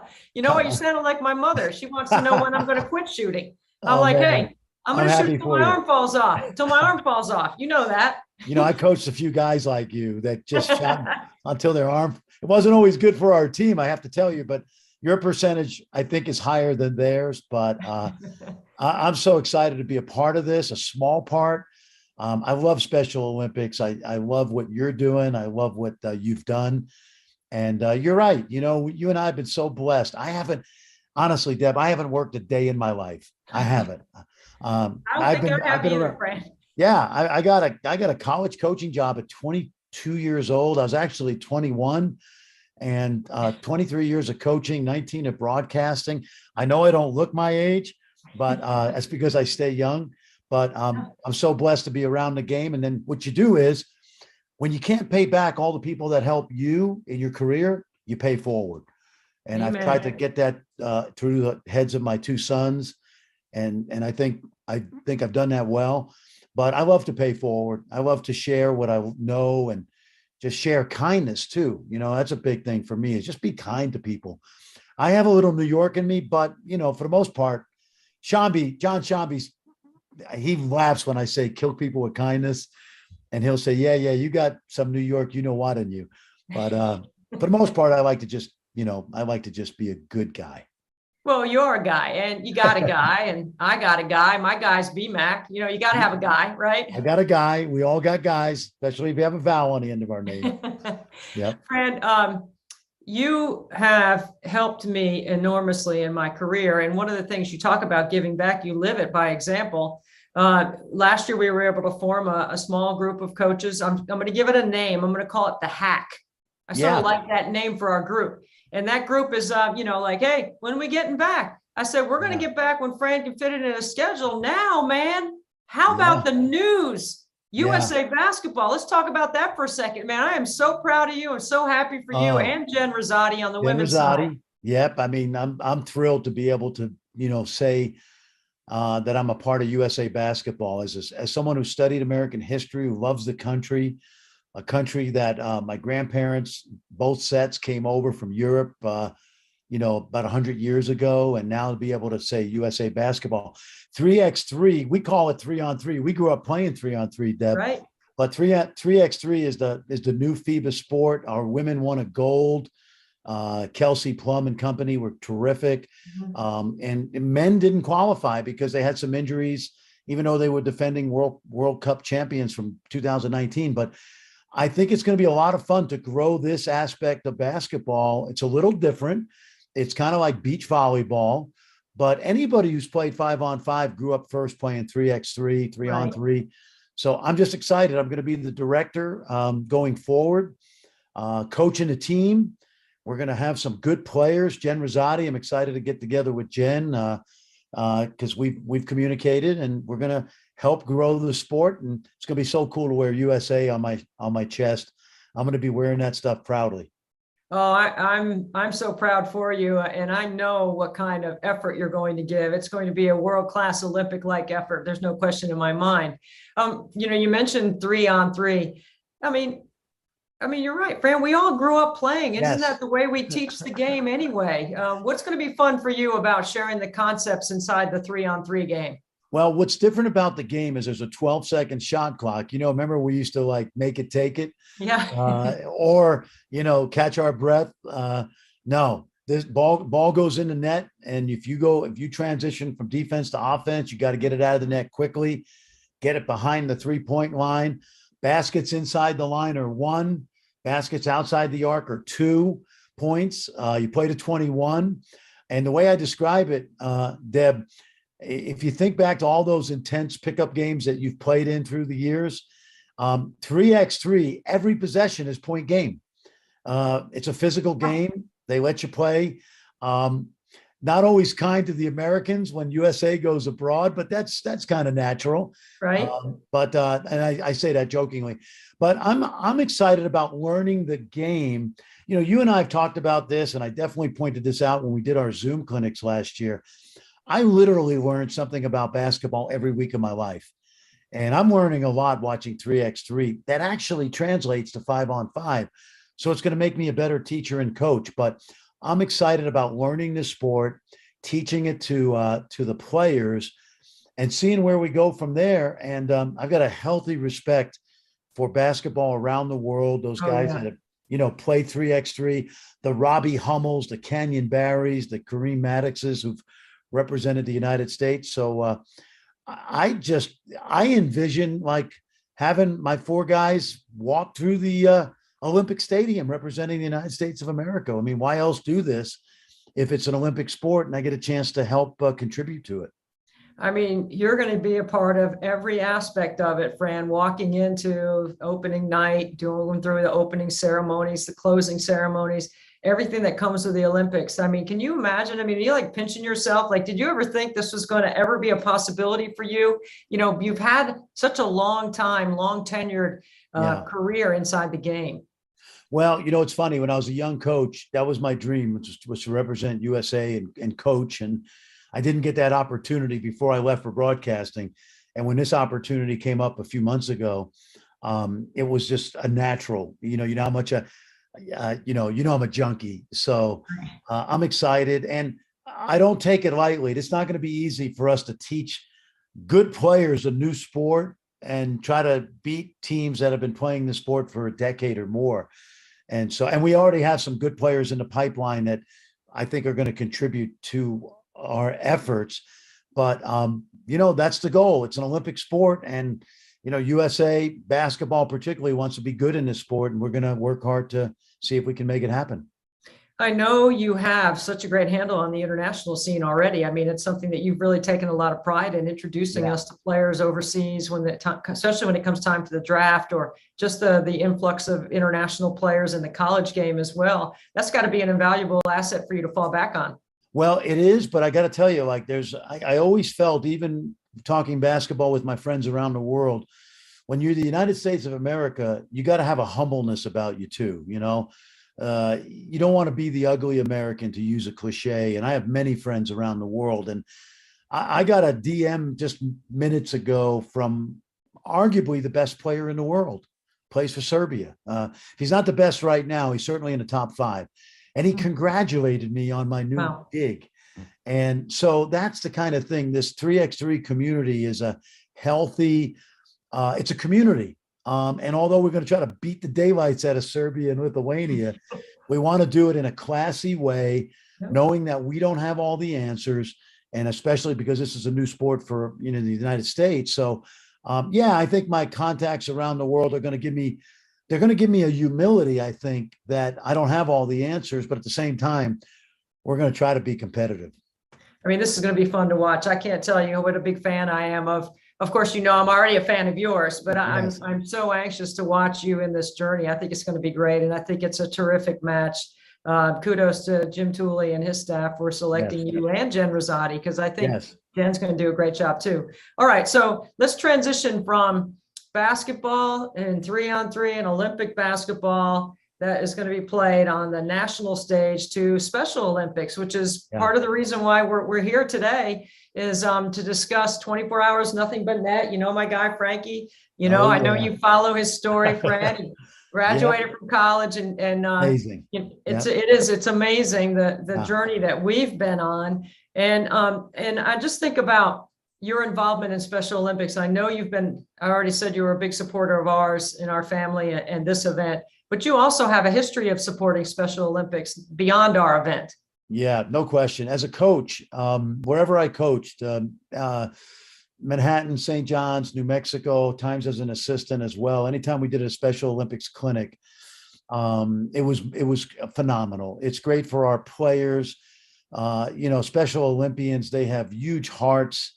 They love the sport, whatever sport it is, as much as, anybody does. And I think I mentioned to you, when I was the head coach at the University of New Mexico, I was the honorary chairman during my time there for New Mexico Special Olympics, took part in a lot of events. And it's all about kindness. These Special Olympians are special people with special needs, certainly, and caring that has to happen, and maybe not always able to do all the things on their own that the rest of us can. Doesn't diminish how much they love sports, how wonderful they are. And I get emotional now when I think about it, because they're God's kids, they're God's children. That's how I look at it. And what you're doing is fabulous. And if I can be a small part of it, it's wonderful. Well, I can't tell you what it means to me that someone like you and Meg would humbly support what we're doing. And, Fran, come on, let's be honest, the age and the clock is ticking against me, man, but I'm going to shoot till my arm falls off, and I am training to be able to do that. I'm excited for you. I know you were a heck of a player, but to do what you're doing now and to do it that's crazy.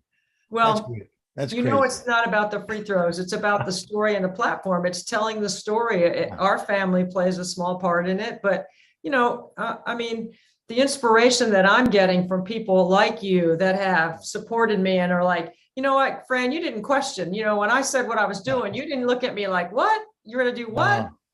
You were all in from the beginning, which I really appreciate. Yeah. I just don't want you to have your arm literally fall off, because we need you behind the mic next year. I mean, I know you could probably do it anyway, because you have the gift of gab and the knowledge anyway, but no, it's great. I love it that, you were a heck of a player, and you get to still show people that you got a little game left. But I don't know that Jen Rosati could get you out there for 3x3. That's the only problem. I don't think she wants to draft me for that. I don't think my range is 15 feet, the free throw line, with the support of Dr. Dish passing me the ball, so I don't have to move, because honestly, when it gets to be about 3 a.m., I'm in a straight line, man, and there is no deviation. If that pass isn't right in the pocket, I'm going to have trouble. Well, hey, listen, kudos to you. I wish you all the best of luck with Nothing But Net, and we're here to support you. And congratulate Frankie for me. He's a Clemson Tiger forever. I think that's the coolest thing going. And boy, what a ride you guys have been on. Congrats to the Antonellis and to Frankie. Thank you so much, Fran, and thank you for your friendship and your support of 24 Hours and Nothing But Net. Happy to do it. Alexis, what's going on, girl? Nothing. How was school today? It's good. What you been doing with your time? I like work on I work as typing and I do government. Typing and government. Those are two really hard classes. Yeah. Does your mom, Tammy, does she help you? Tammy, do you help out with class? Are you a good tutor? Yes, I am. Most of the time, she pretty much does it alone. So she's really gotten good at this virtual thing. Yeah, I mean, like we'll all become experts on it, right? For sure. So, Tammy, you remember the first time we met? Yes, I do. Yeah, could you tell the story and share it with our audience? Sure. Well, I don't remember the exact time frame. It's been a while. I think maybe 6 or 7 years ago, if not longer. But Jasmine was in the 8th grade, and we met at the Nike basketball academy, and we saw you speaking. And at the time, Alexis was very attentive, and she saw you, and you caught her eye, and we got the chance to talk to you afterwards. Yeah, and when Alexis and I were talking, I told you about my family and shared a little bit about our story, and I said if Alexis would write me a letter, that I would write her back. Yes. Well, little did I know that after, like you said, 6 or 7 or 8 years, I've saved all her letters. Wow. Yes. Cool. And I wrote her back every time she wrote me. Yes, you did. Sometimes I got her letters when I was on the road, so it might have taken a couple of weeks, but at least I did get back. Yes. I so much enjoyed reading her letters. And she has enjoyed yours as well. And she would be so excited whenever she goes to the mailbox and see a letter from her BFF. Well, I'm so proud of you, Alexis, because you work so hard in school, and Thank you. And you're a good student.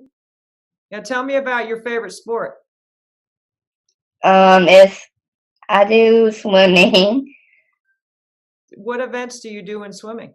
I do freestyle, backstroke. I do butterfly. And which one are you best at? The butterfly.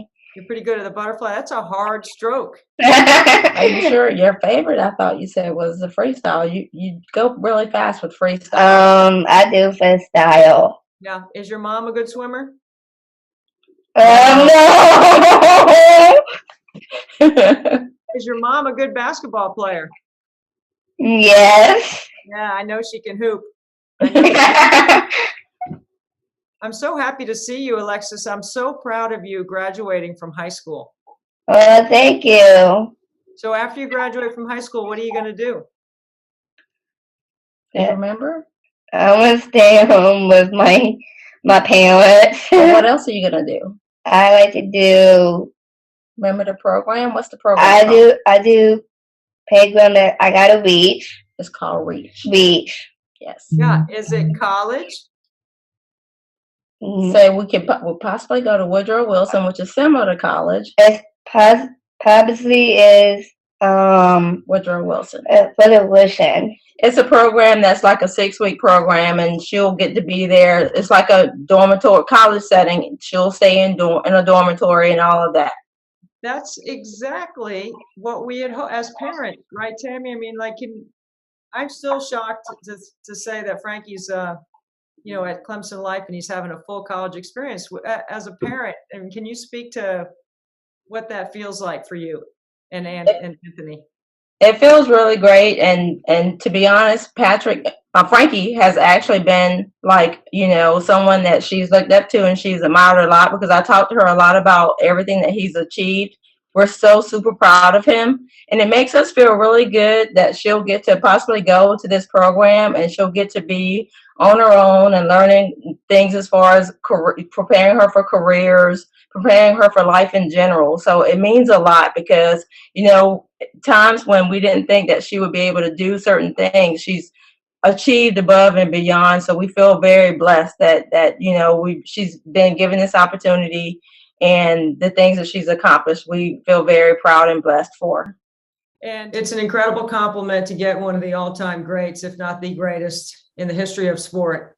on 24 Hours of Nothing But Net. Coach Krzyzewski, you don't even need an introduction. I am so grateful for your time, and thank you for lending some of it to help us with Special Olympics. Well, thank you. I mean, what an amazing idea. It's been such a good success so far. Hopefully, it exceeds even your high expectations this year. And look, there's one of the great things, Special Olympics. And, when you get all people cooperating and working with these special young men and women, it warms your heart. Mm-hmm. And I know it makes you emotional. I'll bet in those 24 hours I'd predict 5 cries at least. 5 at least.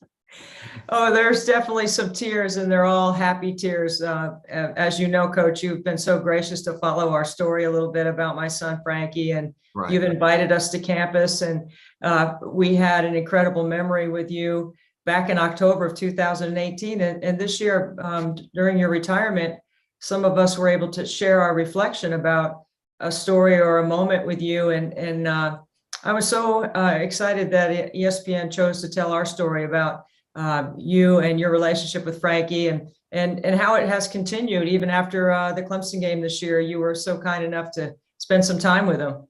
Not kind. I mean, are you kidding? That was a great moment for me.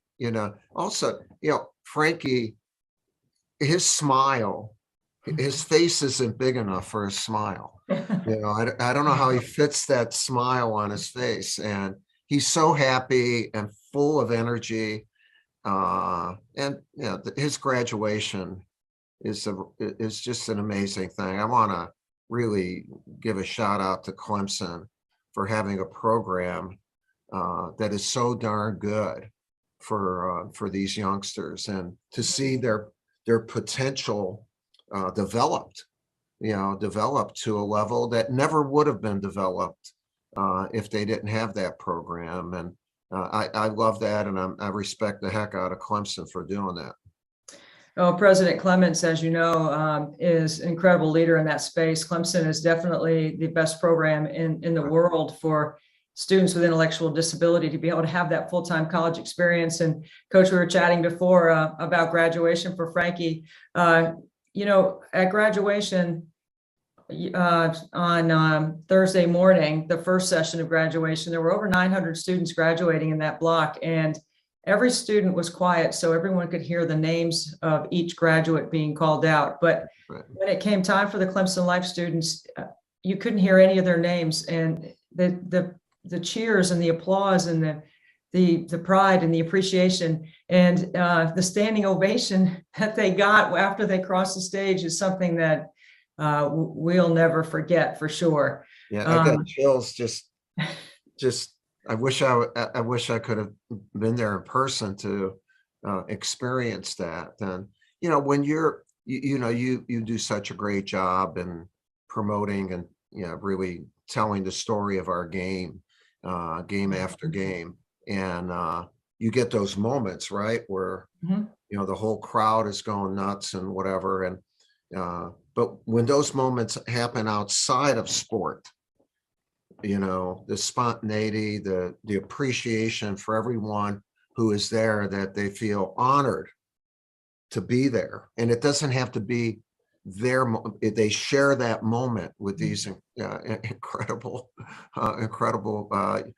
youngsters. I love it. I love it.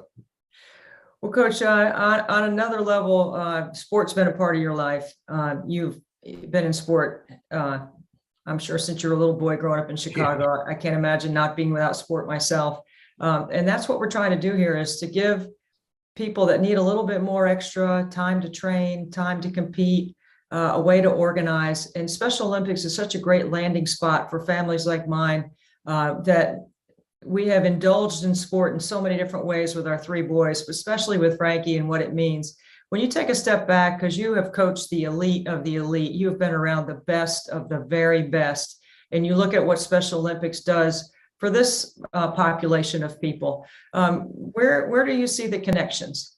Well, there's an amazing connection in that, you know, you can coach, like I've had the honor of coaching the United States national team for 11 years.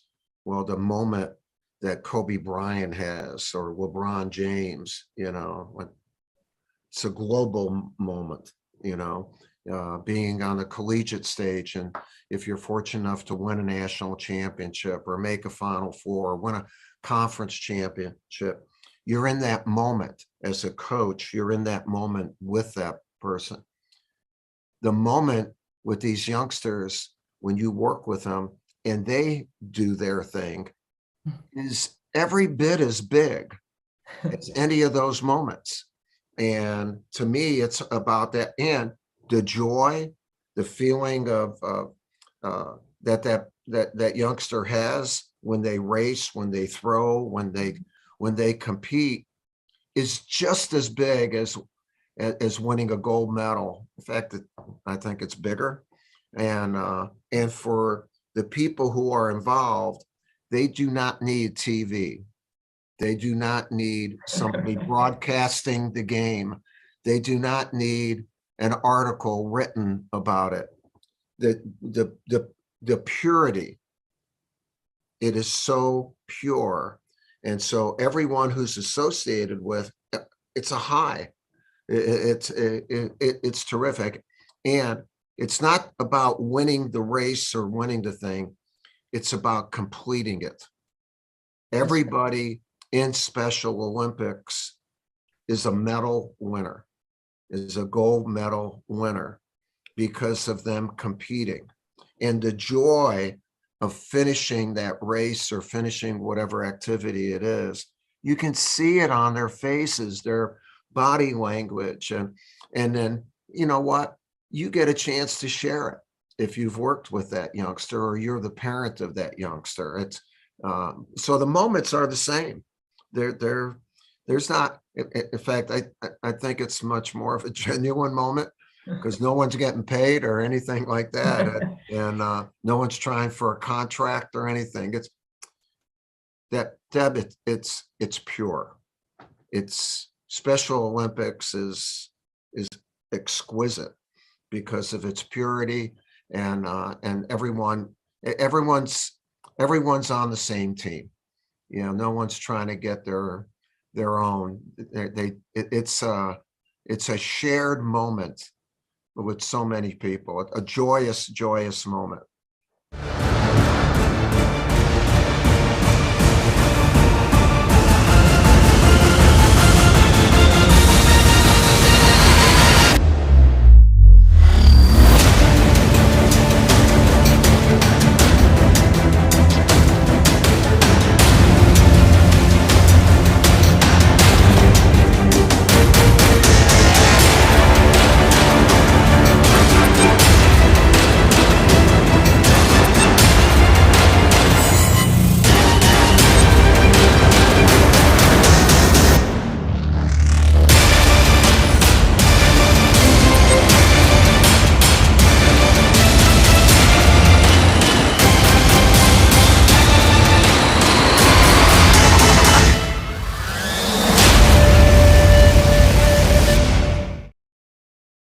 We're halfway there. It's been going great. We got a lot of money so far. So thank you to Coach K for that incredible interview and that time. And thank you to Fran Fraschilla